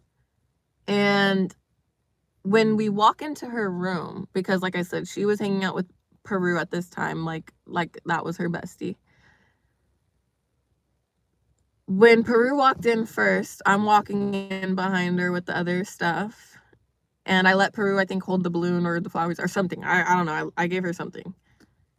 And Amber literally, as both of us are walking in there, looks at everything. And then looks at Peru and goes, "Aw, my bestie." And then she literally, but in that, she ends up turning to look at me, and goes, "Oh, my bestie," and literally adds the S. When I tell you, clear as day, adds the S, like says bestie, so fucking clear, and then pans to me and is like, I was like, there's no, like, I literally was like, holy shit, bitch, you sent me back in time. I didn't know we were gonna wake up and want to serve poor cunt today. Like, what? Like, I literally was like, there's no way I'm bringing you shit on your birthday, as I told you that I want to take a step back from our friendship, and you apologize and you say like all this shit, and I'm just trying to do a nice gesture. You want to do some shit like that? And like I said, I know that this was on purpose, because at the time I was clean slate with her. Like, it wasn't even like I genuinely did not give two fucks if we were friends or not at that point. So I was like, yo, there's no fucking way. And so I just set the stuff on her desk and she was like, thanks. And I was like, you're welcome. And then I just walk out. Like, I literally walked out because I was like, I'm not even, like, you guys can sit here and chit chat. Like I'm done. Like, that had me for sure. Like, no, bitch, I don't even want to be your friend no more. I was like, I was like, all, like, it's wiped after that. I was like, that one is like, I don't even, where, there's no making up. There's no making up for me. That to me was, no. She texted me on my birthday, texted me happy birthday. I said thank you. I was not fucking with her. And then I started to we started to have a little tiffs in our apartment because the apartment wasn't clean as much. And Peru started getting a little frustrated because she was cleaning up a lot. And she asked me to help with cleaning. And I told her straight up, and I said, I don't even mean this to be disrespectful to you. I said, but I genuinely have been living out of my room because I feel so uncomfortable in this kitchen and living room that respectfully I'm not cleaning it because I am not in here. I said I don't even cook in here. I don't fucking eat in here. I don't watch TV in here. I said if I ever do, I said I promise you I am wiping it down. I am doing this. I said but the one you need to take that up with is Amber. I said, if there's dirty dishes in the sink, it's Amber. If there's this in there, it's Amber. If it's this, it's Amber. Because I have been so fucking stressed out of my fucking mind and pushed out of this goddamn place. Don't ask me. And I told her, and she asked me, even one time, she did get to the point of saying, I understand that, but please just help me. I am so frustrated with this cleaning because again we're all college students at this fucking time, so it's not like we're not taking classes and taking finals. And I told her, I said, Peru, respectfully, as much as I love you, I said I cannot do that for her because then I am cleaning up after her and I don't fuck with her right now. And I get it that means that you're caught in the middle, but to me you need to take that up with her. That is and I said she absolutely 100% should be helping you. I said, but like I'm not asking y'all to come in my room and clean my room for me. Y'all ain't living in there. And the same damn way I'm not in that kitchen and the same damn way I'm not in that living room, I'm not cleaning it. Because if I was, absolutely give me everything. I literally even told her, I said, you could use my vacuum. You could use this. You could use this. So y'all could use whatever cleaning supplies you guys want. But I'm just not going to do that. And I did feel bad. Like I really did. But it was so, that's how bad it was between me and her that I was so fuck you to her in my head at that time that it was just like, because to me that was just low. Like I've been trying to be cordial with you. I've been just like literally even trying to preserve a cool like out of a friendship. Like I said, now I don't feel any type of way like at all. But at the time, I was in like a fuck you mindset. Like, I'm not gonna lie. But I wasn't in a fuck you mindset like I was gonna be petty.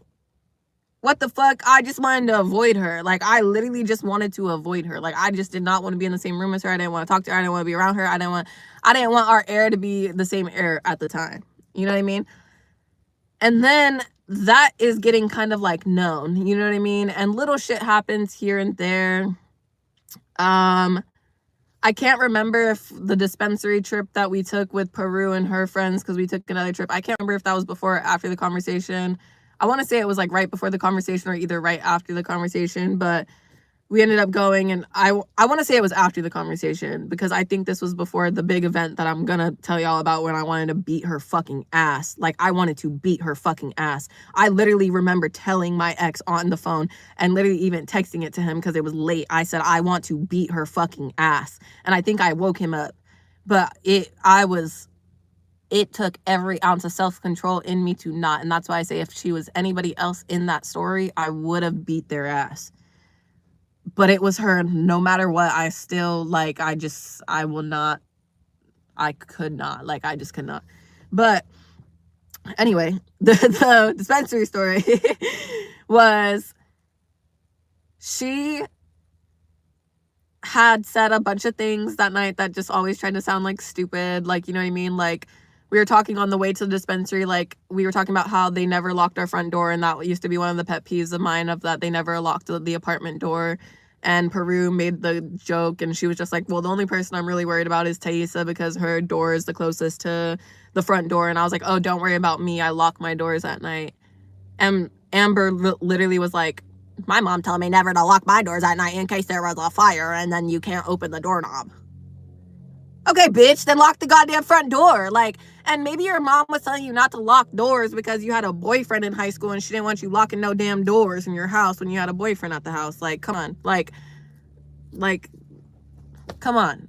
Like, come on. Like, come on. Like, you, like, and so it was one of those moments, like, that was one of those moments I was like, there's really no goddamn fucking way, bruh. Like, you're saying some dumbass shit like that when literally the joke that Peru was making was about my safety because y'all don't lock the goddamn fucking front door. You're mad I lock my door at night? Fuck. Like, that's all I said at that time. And then it was like, whatever. So that pissed me off and that was on the way there. And then we were talking about like cigarettes because Peru smoked cigarettes and da-da-da whatever, and then she was talking about how she liked a drunk cigarette and da-da-da whatever, and I was just kind of like, you know, just like, I just was not feeling it. I was not feeling that conversation. I didn't like it, her vibes in that conversation were giving pick me with Peru, and that's why I wasn't fucking with it. Because Peru was talking about how, like, oh, I know Taiesaa doesn't like cigarettes. I know this, like, da-da-da, whatever. And, like, her vibe was like, oh, yeah, I love a drunk cigarette. Like, oh, Peru, when we get drunk, like, I want to smoke a cigarette with you and I want to do this. And, like, da-da-da, like, damn well, like, knowing, like, Peru's, like, you know, like, and it was, that's why I say it was giving pick me. Because it's like she knew, like, everyone knew that I didn't fuck with the cigarettes, and I was always telling Peru, I was like, girl, not the ciggies. I was like, not the cigs again. And like, I, you know, like, it was shit like that, like, you know what I mean? So it was giving pick me, so I didn't care for that. And this is all on the way there. And then when we're there, like, I literally took them to my dispensary in Long Beach. We drove from Fullerton to Long Beach to my dispo that I went to all the time. I was like, yeah, you could get this pack really cheap. They have a really good deal on this, like, da da whatever. They were asking me for help because obviously, like, at the time, I really, like, even now, like, I still know my shit about weed. Oh, I shouldn't have said that. But I still know my shit about the good ganj. And basically, I know, right? And like I said, I've bought from there so many times, so I know what they have on rotation, and I know it's good because I've tried a lot of their shit. And so, like, Amber's low-key trying to, like, not, like I said, she tried to not look, like, fucked up. So she's like, oh, yeah, you could just ask Taiesaa. Like, Taiesaa comes here, like, da whatever. And I was like, okay. I was like, but also, like, game plan, since y'all have the first-time discount, like, we're going to get everything on your accounts. That way we can, like, get the first-time discount on one account, and we'll just give that person money. We'll give Peru money. And so... And so then basically we end up, and before we go in, so we decide that we're going to put it on Peru's account because, like I said, she got the discount on her account. So Peru's account was the one that was going to be used. We all agreed to that because there was multiple people getting shit. Peru had said, don't take cash out of the ATM that's there, because I told them that the cash that you get out of the ATM is taxed. She said, if you don't have cash, you can just Zelle or Venmo me later. I have all the cash that we need. She had cash. That's a key factor. Those two things, key factor. I let them know, I'm like, hey, like, I don't have this card on me, like, da-da-da right now, but I will Zelle you later. I said, I will Zelle you. Like, literally after the dispo, we get the receipt back. After we see how much it all was, I will Zelle you. And I had said that. But at the time, Amber was talking about just getting stuff using her account. And so I told her, I was like, okay, cool. Like, that's fine. Like, you could just put it on your account and I'll Zelle you. Because me and her were walking around together. Peru and her friend were walking around together. Me and Amber were walking around together. And as we were walking around, it was kind of bothering me because she kept asking me, like, oh, do you like this? Like, oh, do you like this? And I was like, yeah, this one's good. This one's good. Tried this one. Like, there's this. And I was like, what do you want? Like, do you want a sativa? Do you want a hybrid? And she was like, oh, I don't know. Literally, I kid you not, she deliberately picked everything other than what she would ask me. Like, she would ask me this one or this one. And I'd be like, this one. And then when the bud tender came around, she'd be like, actually, I want this one. And I'd be like, what the fuck is the point of fucking asking me then, bitch? And I literally walked away from her at one point because I was like, I'm not doing this. Like, I'm not gonna have you sit here when it's just me and you and, like, literally be playing in my face like this. Like, I'm just not gonna do that. So I walked away from her. Then I ended up coming back because I was like, you know what? It's fine. Like, I'm just gonna put the order on Peru stuff. And so I put the order on Peruse. Amber ends up putting it on Peruse, and as we're putting it, as like the guy's putting all the stuff on Peruse account, he ends up telling Amber that one of the eights that she's getting has a deal with a pre-roll. Now keep in mind, this is where this being my dispensary is a key component. And this being my go-to dispensary, I know that when they say a pre-roll deal, that means that that brand is offering for you to buy a pre-roll at a cheaper price and add it on. That's the way that they do their deals at this dispensary. It is not a free pre-roll. And they say it like it is. And like I said, I know that because I've been there a billion times. I know that. But because I was pissed off with this bitch, because I was feeling petty, because I knew that she didn't know this, and I knew that she wasn't trying to spend that much, I was, like I said, I was being petty, but I earned it. I think I did. He says that, and as he says that, she says, okay, yeah, cool. And he says, okay, you want me to add that on? And she says, yes. He tacks on the pre-roll. I'm sitting there like, I'm not telling her that he's for sure charging her for that, because I feel like it's going to come in handy later. And oh boy, did it. And so then I am just like, okay. So I let her add the pre-roll on, whatever. We're standing in line. And I'm the only one that doesn't have my belly button pierced out of all the girls that are there. And all the girls, it's me, Peru's friend, and Amber. And Peru was like, you know, she was like touching my stomach because I still had waist beads on at the time and I was wearing a crop top. And she was like touching my stomach and she was like, wait, why don't you have a belly button piercing again? She's like, I know you told me, but like I forgot. And I was just like, oh, I was like, the reason I don't want to get one is because I want to wait until after I have kids, and if I still want one, then I'll get one. And then I was like, but I don't want one just in case like the skin stretches. And I was like, because even if you have a piercing in or you have like a hole, there's a large percentage of women that when they get pregnant, that piercing hole like will literally stretch. And so I said, that's just like not worth it to me. Like I just was like, that's not worth it to me. I don't want to risk that. So that's why I value having kids more than a belly button piercing. So I had said that and I was like, oh, because I don't want the hole to stretch. And she literally goes, Amber literally interjects, not even a question asked to her, nothing to do with her. I never once said they're ugly. I never said one. And me and this bitch have had this conversation so many times because this girl was my best friend. We've had this conversation a billion times and she goes, oh yeah, that's it. Oh, now you want to say, she goes, Miss Girl, you could take him out. Bitch, I said, Miss Girl, it's still a hole that stretches. Like, it's still your skin. It's not about the fucking piercing. It's not about the piercing.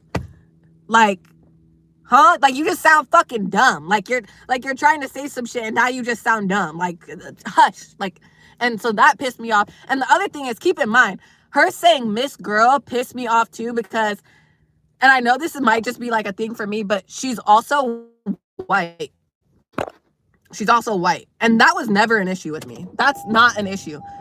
But what it is an issue is when you do use that type of tone with someone like me, that I was just like, and then again, you just sound dumb. You're trying to be like Miss Girl, like, and that was just a no.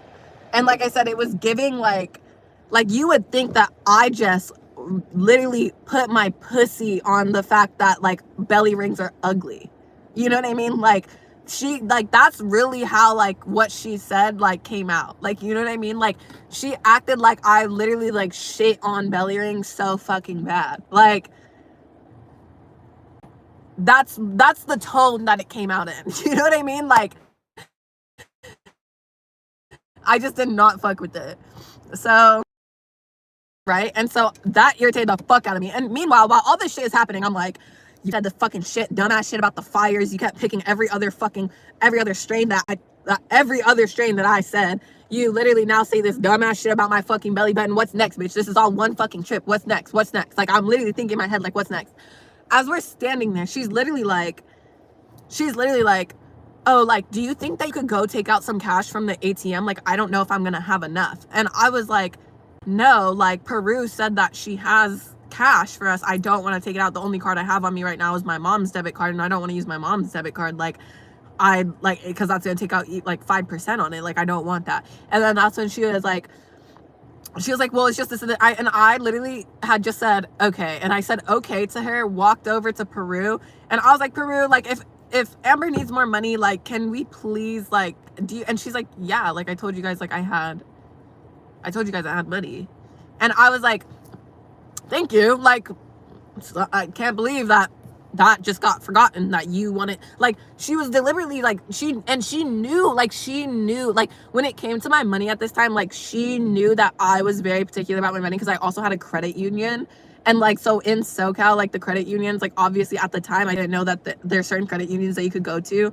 So, and I also didn't have that much fucking money. So like, what? You know what I mean? Like, it was pissing me off. So basically, like, it was just like, that was weird. And then we get into the car, we have all our shit. I grab the receipt because I have the bag. I'm like, let me figure out what the fuck I owe, and I am zelling it right away.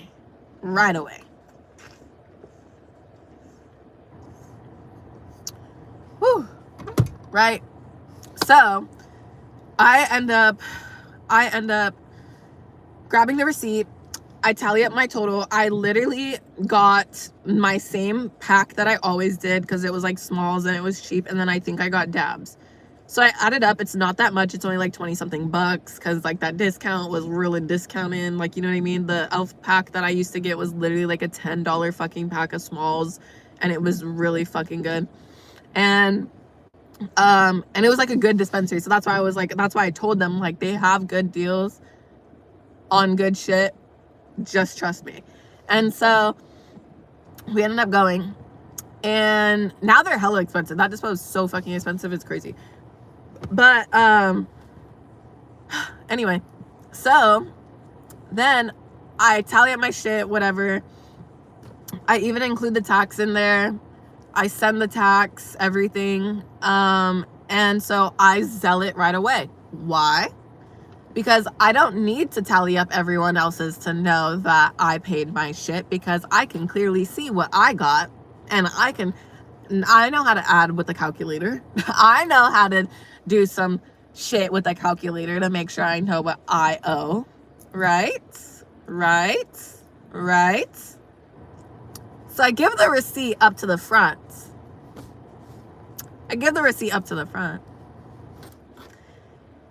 And Amber lets Peru know how much that she owes. And then she looks at how much she owes, and she goes, wait. She goes, that doesn't make sense. This doesn't make sense. Well, no, yeah, Peru, no, you owe this. But then, how do I owe this? And she's just going. You know what I mean? Like, she's just saying it in this way. And in my head, I'm thinking, it's that goddamn pre-roll, bitch. What you're thinking, what you're sitting there thinking, how am I owing more money than what I got? It's because of that pre-roll. And you have an itemized receipt, so I know that you can see that somewhere. I know it. So I'm sitting there, she's thinking of that pre-roll. But I'm also sitting there thinking, I'm going to make you say it with your chest. I want you to tell me that you think I did not pay you enough money. I want you to tell me that you think that I didn't sell you enough.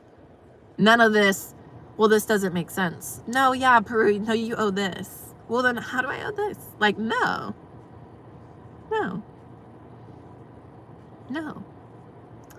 So then that's when I grabbed the receipt back. I'm like, yeah, she got this, and this, she owes this much.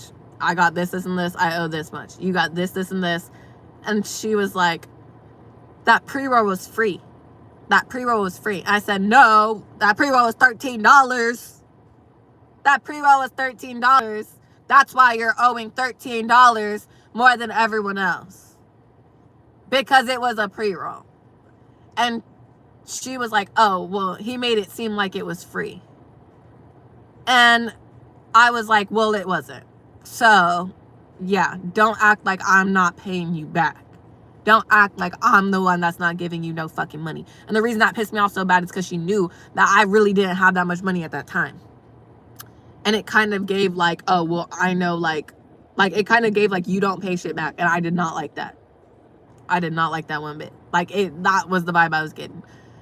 And so that was like a cherry on topper for me. And it made me feel real fucking good. Because I was like, yeah, like, pay for that goddamn fucking pre-roll, bitch. Like, fuck. Like, that shit pissed me off. Like, after everything that night, like, you just, like I said, little shit that she would do, like, would chip and chip and chip and chip. And I remember, like, going home and telling my ex the story, and I'd be like, am I crazy? And he was like, no, like, you're not crazy. And I feel really bad because he probably was saying that shit all the time. But, like, I was just like, fuck. It's clear it's not free any related life unless the story. Yeah, so it's pretty long, but I'm going in. So then that happened. So that really had me like, whatever. And then other, like I said, little shit happens. It don't really matter. But this is the big one. This is the one that had me wanting to beat her fucking ass. This is the one that had me wanting to go across the room and really just get in on it. And to be honest, the other reason that I do think that it held me back from actually saying something to her and going straight up to her door that night was also a factor that she had company, which plays into it. So at the time, she's not with her long distance man anymore. And she's with some other dude that she went to high school with that's visiting, whatever. He's been staying and visiting and whatever. I'm not fucking with her at this time. This is after we had the conversation and everything. So, like I said, all after the major conversation. So he's visiting. We'll call him Joe. We'll call him Joe. So Amber has Joe over visiting for what feels like fucking forever. This man, I feel like, is all over, like, they're like here all the time. But again, they know people who they went to high school with that she talks major shit about, but now is friends with. So they're like at a high school reunion. Like, that's basically what it is. And she's now like with Joe, like after breaking up with her man that she was so madly in love with. And so like, whatever. And who am I? But you know what I mean? Like, who am I? But it was just like that old relationship, I feel like, was just so like, you've been knowing you were checked out. You've been knowing that you didn't want to come here at college with a boyfriend. Like, that's why I didn't like the way she was moving. That was just me personally. Now, like I said, do we all make mistakes? Do we all move in some type of ways? Yeah. So I'm not gonna judge or shame on that. But Joe was felt like they're like fucking ever. And then it just gave high school. Like, everything gave high school. And I was not feeling that vibe because we're not in fucking high school. Like, this is our second year of college. Like, I get it that COVID took one of them, but let's be so goddamn fucking real. Like, oh, it's killing me. So he was there fucking forever. They would go out all the time. Like, they'd go out to the apartment parties, or they'd go hang out with their friends, or like, rightfully so. Do what you gotta do. It's college. Go do that. You know what I mean? And basically, sorry, I got distracted by reading the comments. So, oh, okay, fine. Let me speak to Eric Cartman real quick. Let me take an Eric Cartman break.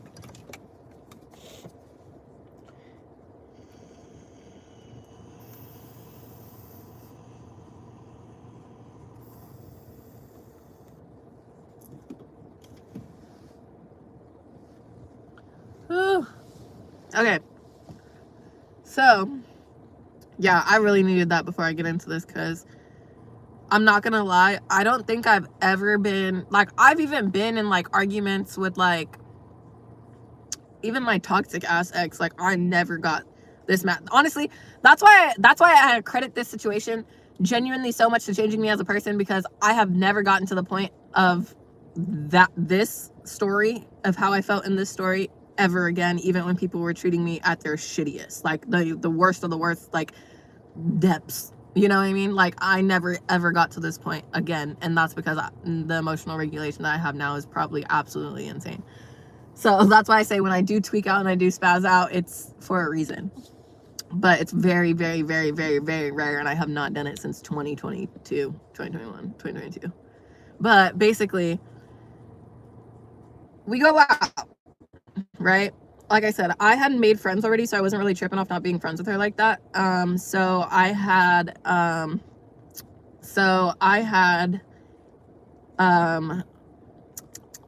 Peru. I had Peru one night. I had asked her because I knew that Amber and Joe were gonna go out and they were gonna drink, or they had plans. Like, I knew that they were gonna be out most of the time, right? And so they ended up leaving, and Peru was in, and I think she was a little sick at the time, and she was stressed because she was working on finals and whatever. But you know, college lifestyle, even if you're stressed with finals, guess what? You're still going out to a party and you're still doing some shit if you want to. You know what I mean? So, basically, Peru, I ended up asking her, I said, hey, are you going out tonight by chance? And then she was like, no, like, I'm gonna just study and like go to bed. And I was like, are you sure? And she was like, yeah, no, like, I'm not going out. And like I said, I think she was like a little sick too. And so I was like, are you positive? And she was like, yes. Like, why? And I was like, because at this point, like, after that conversation, we had started locking the front door, because I was like, yeah, I would appreciate if you guys lock the front door, but if you don't, just know I locked my door, so it's fine. So I end up I'm blanking. Oh, I end up asking her. I was like, I said, okay, if you're gonna stay inside, is it okay if you keep the door unlocked? Because I am gonna go out and I don't want to bring my house key, because I don't want to bring a purse or a bag, because we're just gonna be in the apartments. And because I was with my apartment friend, and I was like, I'm not going anywhere, I'm not leaving, I'm not bringing my car keys, like, I don't want to have to bring a key. And I said, so is it okay if you just leave the door unlocked? Like, I'll be back like around like 3, like, whatever. And she was like, yeah, like, she was like, yeah, for sure, like, I'll keep the door unlocked, like, and if anything, like, I'll be here, like, whatever, like, you can just text me that, or like, if you need anything, or call me if you need anything. And I was like, okay, cool. And I was like, I just don't want to wake you up if you're sleeping, because I know that you're sick and like finals and everything, so it's okay to leave it unlocked. And she's like, okay, cool, I'll leave it unlocked. And so she told me that she would leave it unlocked because she was gonna be there, and that she would open it and whatever.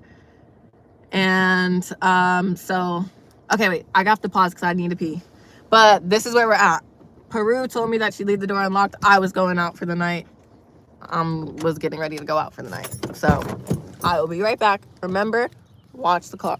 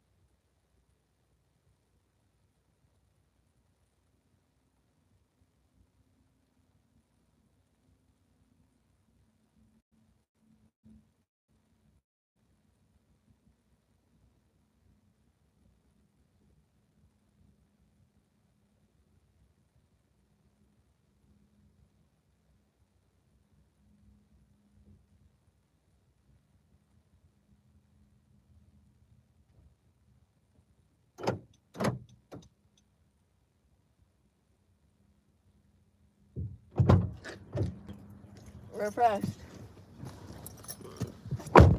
I'm back. Okay. So, ooh, camel frap sounds hella good.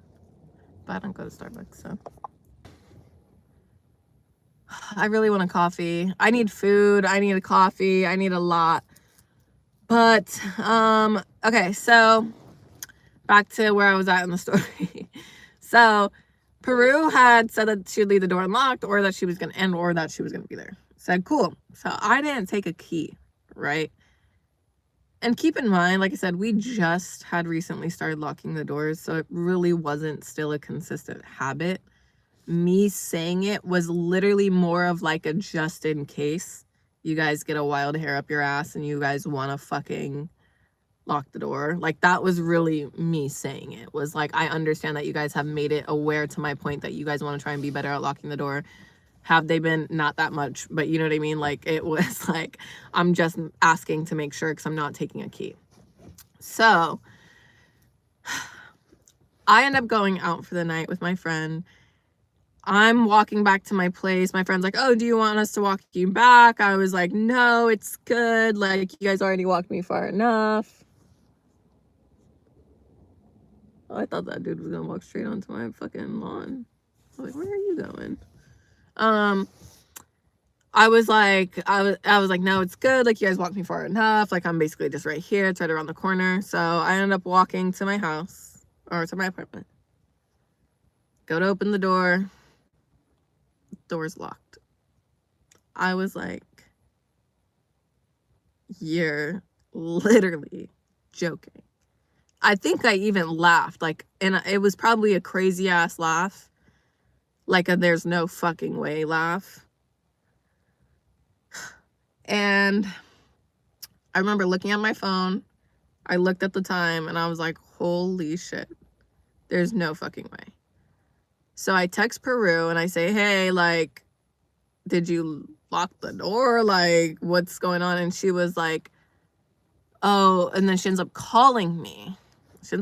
Keep in mind, I've knocked on the door.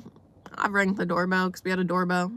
Knocked on the door. Didn't do it too much, though, in case they were sleeping. Peru's calling me, so I'm like, okay, maybe she's inside. Maybe she's going to come. I said, hello? She said, hello? She was like, dude, I'm so sorry. And again, she told me she wasn't leaving the apartment. She goes, oh, dude, I'm so sorry. I left the apartment because I went to go study. And I was gonna stay the night. Like, because, like, da-da-da, whatever. Like, I was thinking of, like, drinking, and we had been drinking, da-da-da, whatever. And I was like, okay, well, the door's locked. Like, I can't get in. And she was like, have you texted Amber? I said, yeah, I texted her and I called her.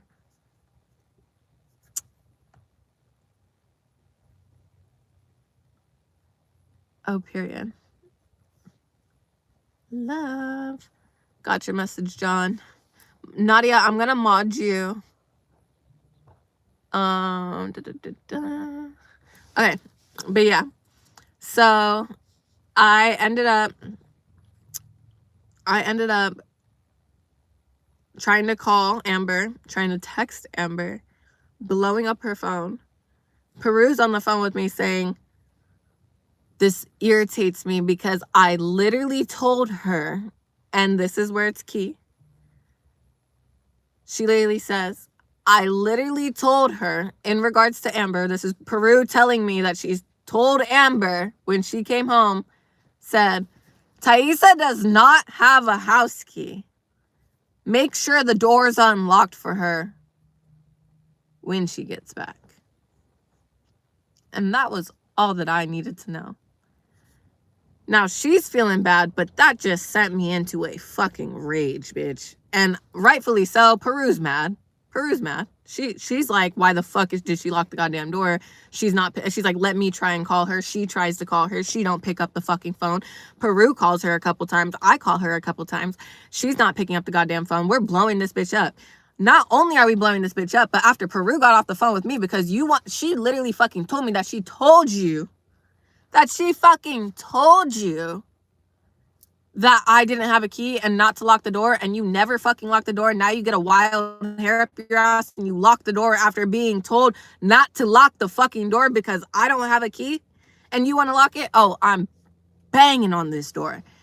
So I literally start fucking kicking the shit and rocking the shit. Like, I am full on maniac mode, like beating the shit down. I was dead ass so nervous that someone was gonna come out of one of the neighbors was going to come out, but the neighbor across the way, like, they were college students, so I don't think that they were even there.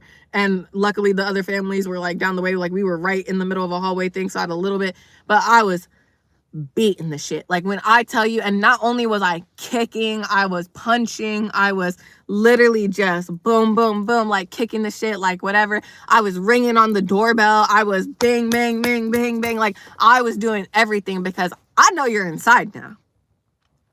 I know your ass is inside now. I know it.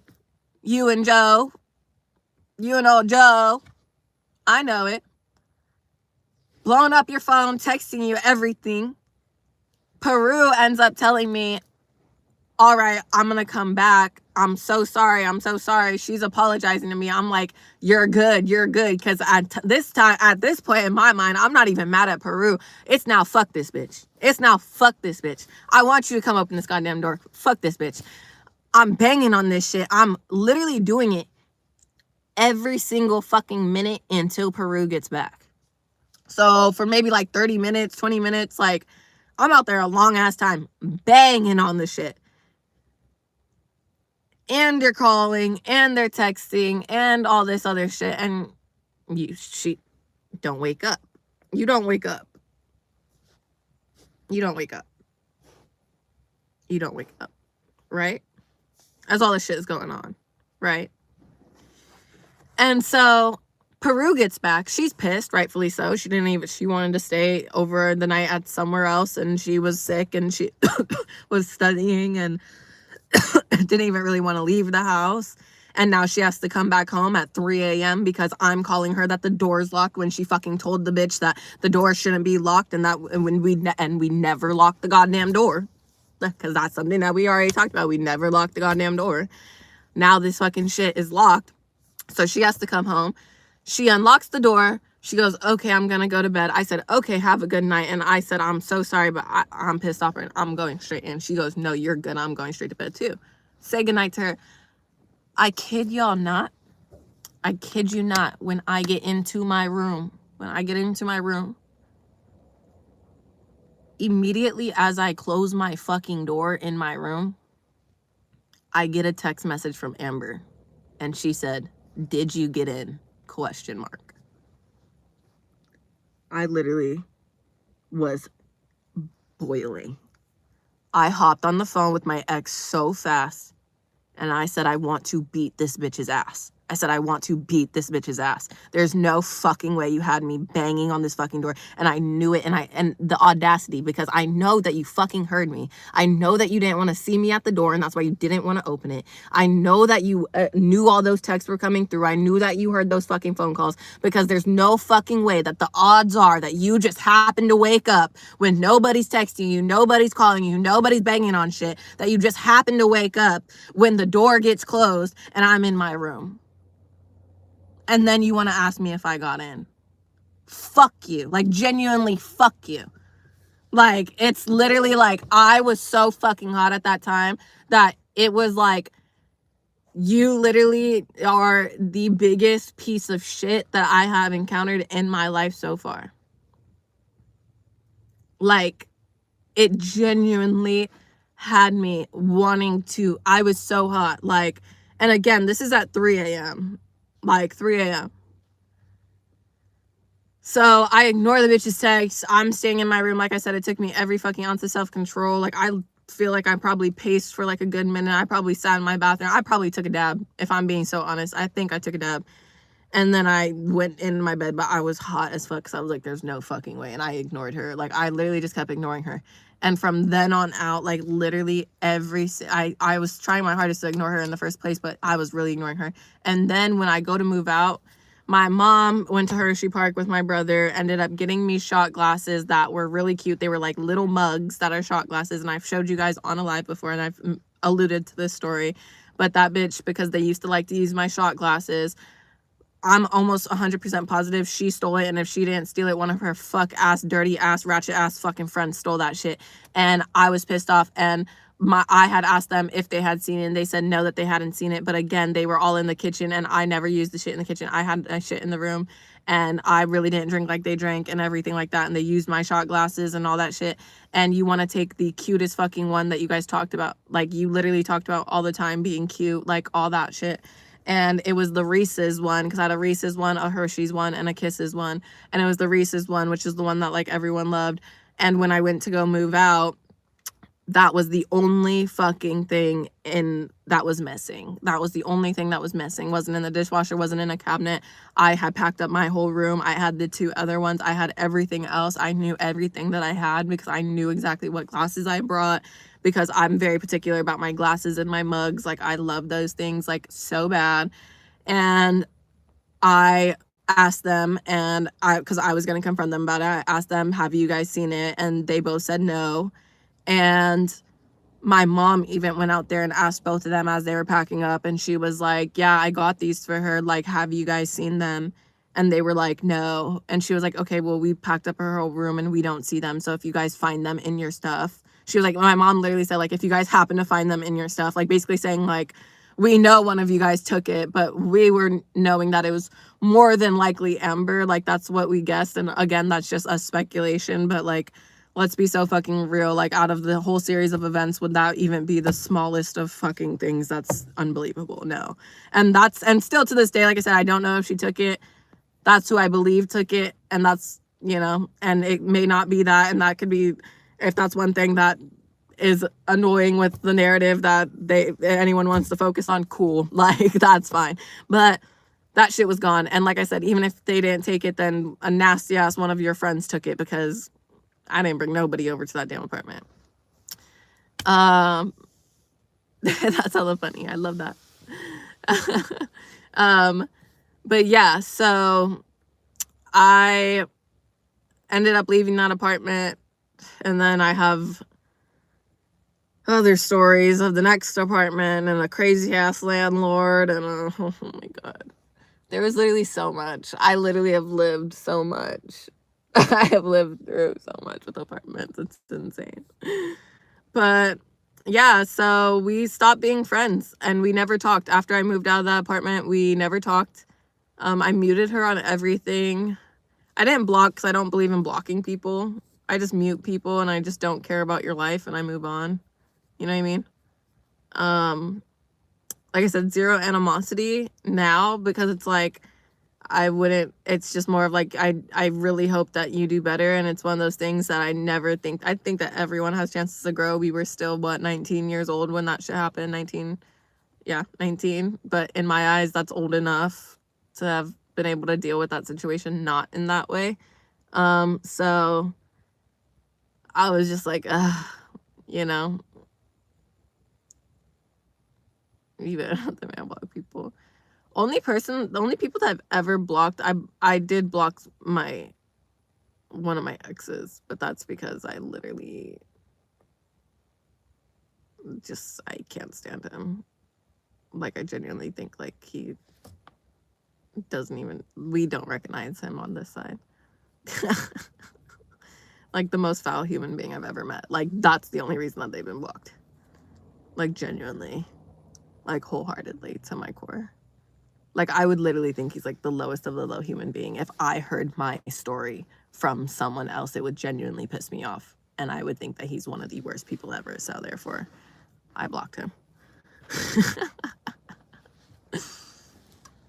She's out weird as hell, probably torturing a whole new set of old friends now. And that was the other thing that real. That's why I kind of was talking about in the beginning of like how we were friends for so long, but like we never had the same friend groups when we were in high school because we didn't live near each other.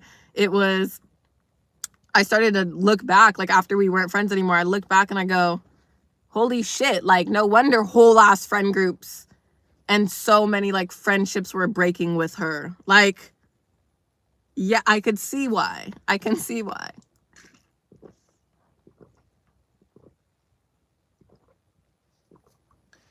Yeah, but I started to get more calm. And that whole situation taught me emotional regulation. Like, the whole story, that whole friendship break taught me emotional regulation, like, insanely. Reset my grounding, my foundation. And then, yeah, I've just learned so much shit from like that friendship breakup, from like other shit, like relationship shit. Like I feel like I've been through like a lot, and I think that's what makes me so happy and like so secure in the relationship that I'm in now. It's like, holy fuck, like I'm literally so happy that I met him when I met him. Like when we talk about that, because a lot of our lives are like intertwined, or like, you know, like we talk about certain things, but like I'm genuinely happy like I didn't meet him sooner, in a sense. Like some people say like they wish they did, but like I almost didn't. Like if I was able to meet him with my understanding of everything that I know now before I was in college, hell yeah, I would have been with him. But like I think we both have like grown so much like in our own like lives that like that's really what's allowed us to be so solid with each other, that's what's so good. um and I love that, because that's the other thing, is like I can talk about all those things with him. Like that's the other thing that's really important to me, and like he's always exemplified that, is like he knows like my traumas, like he knows a lot of like what people have done and like a whole bunch of other shit. So but yeah, that's the good old story.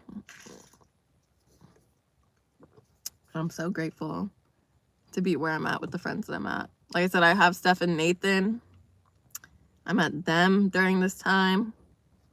They're so solid with me. That was some hot tea. Yeah, it was a long ass story, I know. I said I wasn't gonna go into all of it, and I feel like I went into the key parts that were like the major events that stick out for me.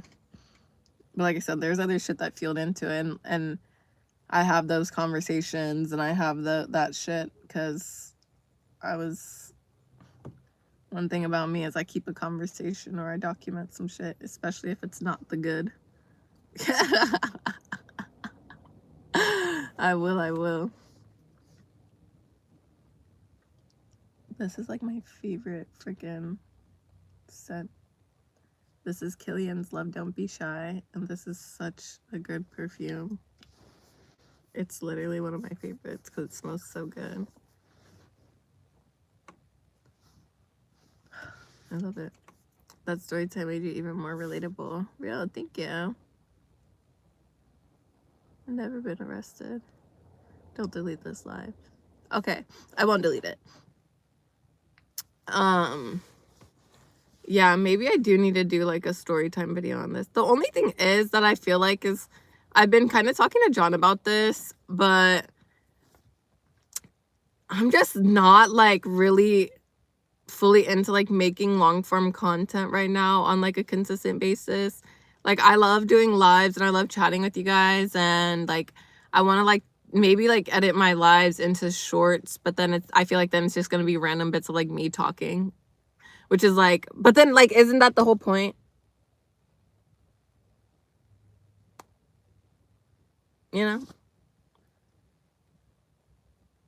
My birthday's March 30th. But yeah. Yeah. Yeah. Yeah. I don't know. So that's why I'm like, I can make them into shorts. I just also like I like to make content, but like I just like I don't really know what content I want to make, because in my head it's like I just don't want to do the boring ass regular dumbass fucking shit everyone does. I am an Aries. I'm an Aries sun and rising, and I'm a Scorpio moon.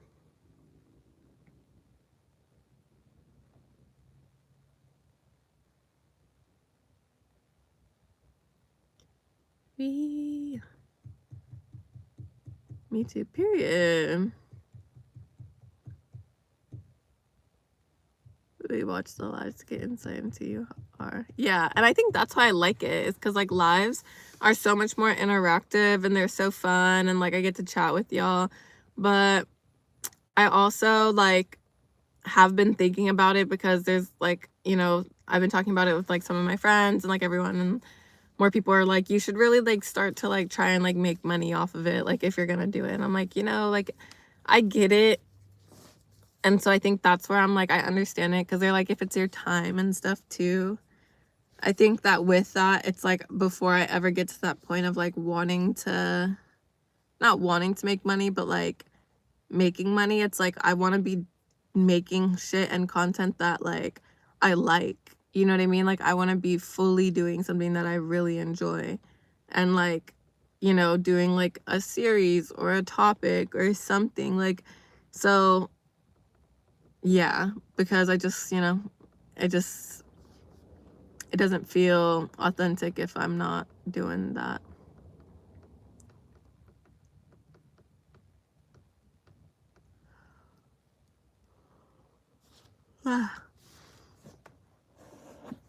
Man, I also have to, with monetization, I have to take off a lot of stuff that has copyright, which is most of my shit before, because I didn't give two fucks.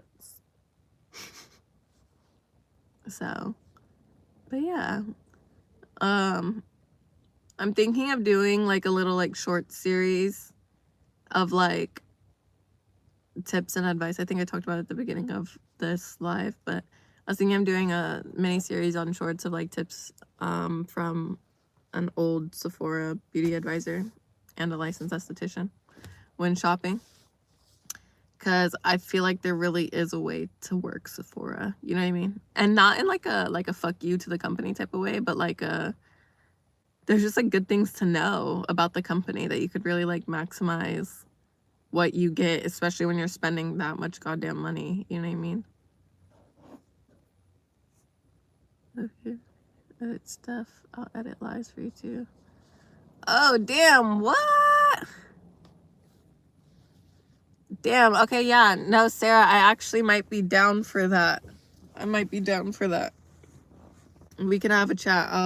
I'll definitely chat with you on Discord, because I had talked to Nathan about that, because he said that he would do some of my stuff, but he hasn't. I totally get it, because I told him, I was like, girl, like, I can't pay you right now, Nathan. I was like, I can't pay you right now. He's like, no, like, I'll just do it. But he just got a new supervisor position, a whole bunch of other shit now. So I'm like, ah. And like, so that's why I was like, but I don't know. I feel like I do just want to like edit lives and like just get little snippets of like the best parts of like, you know, obviously alive. But I think where it's hard for me is like, I don't know what people find the most entertaining, because I just be saying shit. Like I just be talking and I just be doing what I do. And I know I make my little jokes and stuff, but it's like sometimes, like I said, I just say some dumbass fucking shit, and it's like, I don't know how it hits, you know?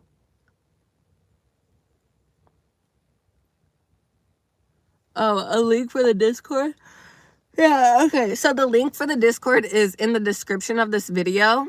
It's in the description of the live. It's also posted on like the community post of my channel, so you could get it through there too. And then I was gonna say, and hopefully Nadia maybe sees it and can add it on there. But she got it. Already ahead of me. Already ahead of the game. But in case you ever need the Discord link, it is always on my channel posted, and it is in the live descriptions. So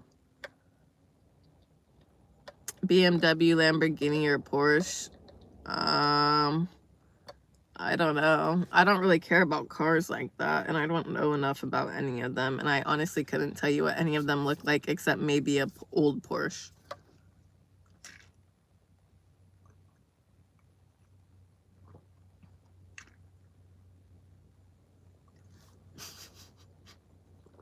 So that's the best I can do for you.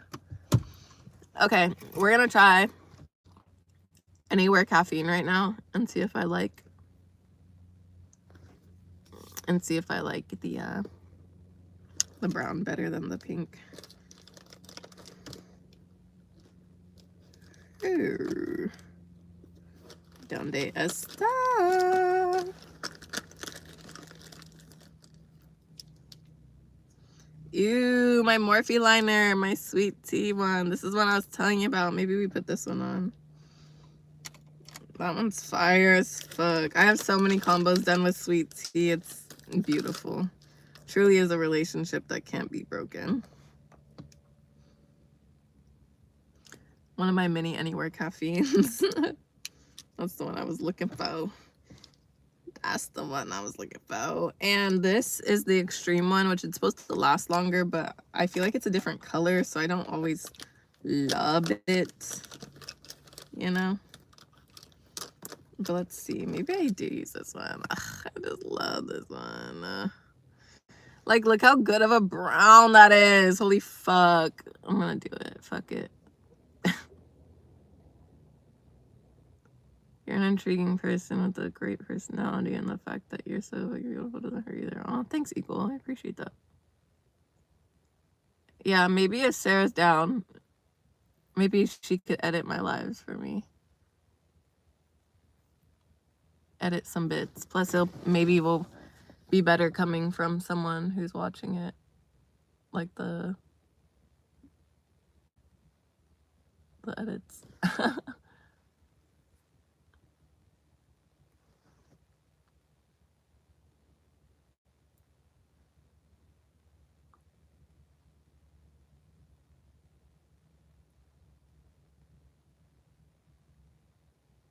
I didn't bring my lip sharpener today because I meant to dump it out and I left it on my desk. Or on the desk.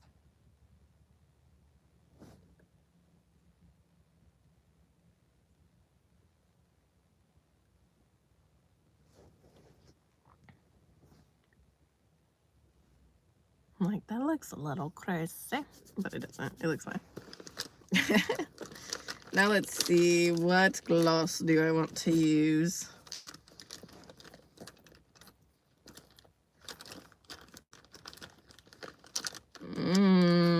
Decisions. I feel like let's do a little bit of the nude and then we'll do black cherry. Period. And then we'll do black cherry from Fete. It looks like I have a pimple coming out right there. Ay, ay, ay. It's because I washed this that top part keeps coming off now.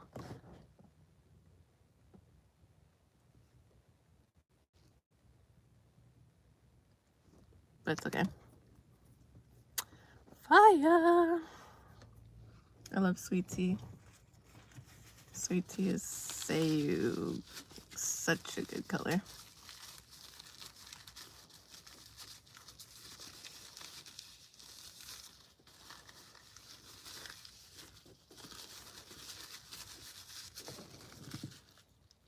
See, it looks like it's all fucked right here. At least I feel like it does, but maybe that's just me. But I'm also not wearing anything else, so I think sometimes when I'm not wearing any like concealer or anything, I look at it and I'm like, that looks like a little crazy. Guys, I'm gonna order a coffee. I feel like a coffee. We're gonna get us a little mochi tesori. Turn Zeka on. We go to the app.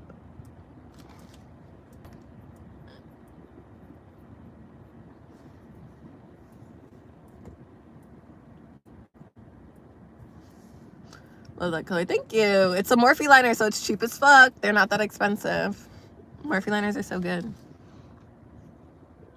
And it's just like a cute brown, you know? Like I said, I love a good little brown. Oh, guys. Me and a mocha tesora go together so good. It's unreal.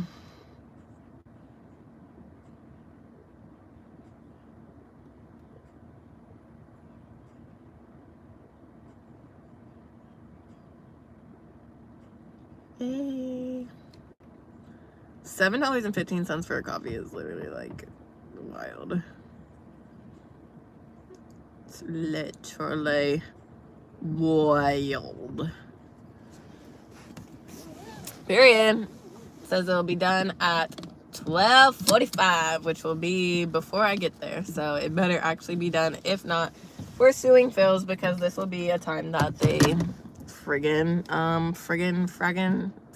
lied. I hate wearing lippy. My lips are too small. No, your lips are never too small. I promise.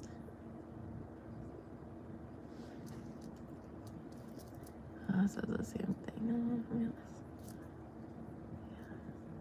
I do have a driver's license. I want to listen to music, but they're gonna flag me. I can't do that. I want to be able to like play video games and be able to stream playing video games. I feel like that would be so fun because I'm so bad at video games that I feel like that would be really fun. You know what I mean? Like I could see myself get better or lack of, and then it's like, bitch, you've been doing this for so long. How the fuck have you not gotten better? You know? But I want to do that. Plus, and I think it's also because like my boyfriend has a lot of like fun games that I'm like, I could do this. But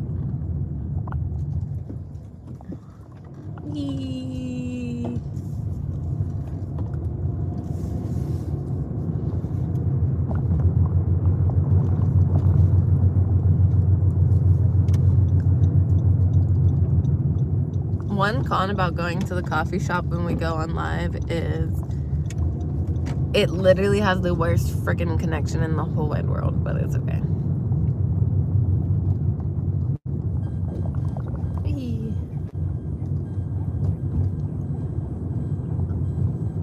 I think what's so funny is for me and YouTube is like obviously YouTube's like my main platform that I like engage with users and like actually like go live or like, you know, post reels or I mean shorts or like shit like that. And I don't be knowing users. I mean like YouTube's like user face like at all. Like I feel like I know it more, at least a little bit from a creator's lens, but from like I feel like I've lost all touch of YouTube from like when I was on YouTube, like watching people like more often. Now I do the basics of like watching videos and stuff, but like I'm not like in the depths of YouTube anymore, which is low-key kind of sad. But like I love that, you know. I deleted the last video I posted. I deleted the most recent ones. Like I said, they just aren't aligning with me right now. Like they felt good when I was filming it and I liked them when I edited them, but I think that it's just kind of like like I said, I just want to do more that's just so much more natural. Like I need to, because when I was doing cannabis content, it was super easy because it's like, well, this is what I'm doing in my day. You know what I mean? And I feel like those videos are like taking me like well out of my day. And it's like, I want to share that stuff and I want to do those things, but it's like, I need to find a more like authentic and like organic way to like do it and present it. You know what I mean? So that's what I like about it.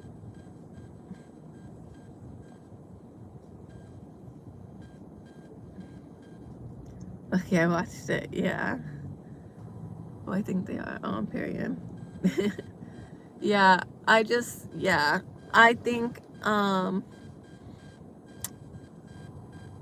like I said, I will put them, I don't know if I will put them back up. I'm trying to think, but I'm honestly probably at some point gonna completely wipe the cannabis content off my channel. I'll probably like refilm story times, different shit. Obviously, like some people will have seen the OGs, but yeah, you know. So I think that's important.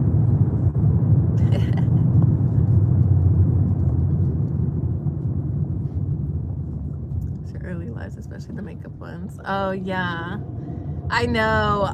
That's why I'm like trying to do lives more at like 10 o'clock Cali time, because I've noticed that that's a pretty like on par like time for people to like come in and like chat and stuff.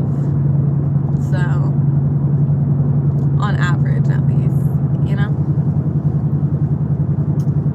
So that's why I think I'm gonna keep doing stuff like that, and so I'll push back some of my get ready with me's to that time.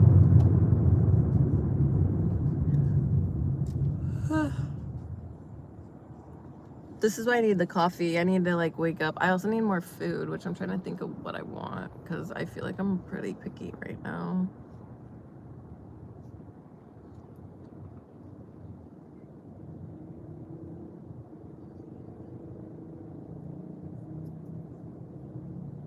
What do I want? An omelet low-key sounds fire. But also, do I really want an omelet?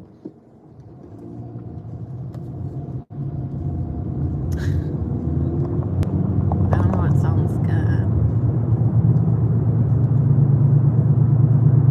I just had pizza. OMG, go slower, please. I'm begging you. Please, go slower. Holy fuck, bitch. Do not fucking hit me. Freaking car behind me is trying to go right. And it's like, girl, you don't have no goddamn fucking space. Don't just try and rush it. I really don't even need to be on this lane. Pineapples on pizza? Yes, pineapples on pizza. I'm a yes for that one. Whee.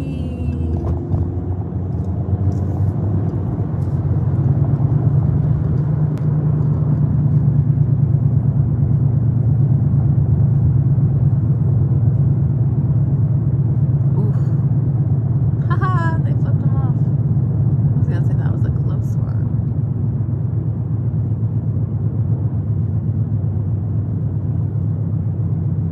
That I hate how this right lane always has so many freaking cars in it, and it's literally like unnecessary amount of traffic because of that one lane, and people act so stupid in it. It's like if I would have stayed in that lane, I wouldn't have been even been out past the light yet.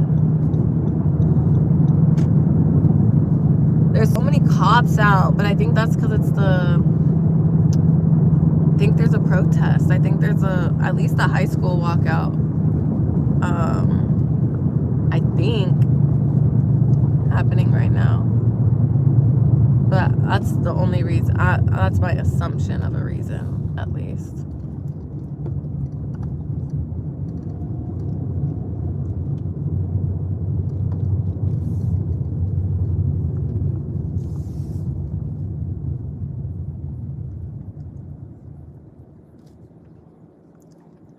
Ooh, chicken nuggets. Period, Sarah. I'm gonna end up texting you on the Discord. That way we could chat about editing. But have a good one. I'm gonna grab my coffee and then I'm probably gonna be hopping off soon too. Actually, honestly, I'll probably actually hop off now because I'm just gonna go run and grab it. Connection's gonna cut out anyway. Like, it's not gonna be the best anyway, but I did want to say that I love you guys. You guys are the best. Okay, Nadia, I'll grab you a coffee and I'll send it to you. Get you a little mocha story.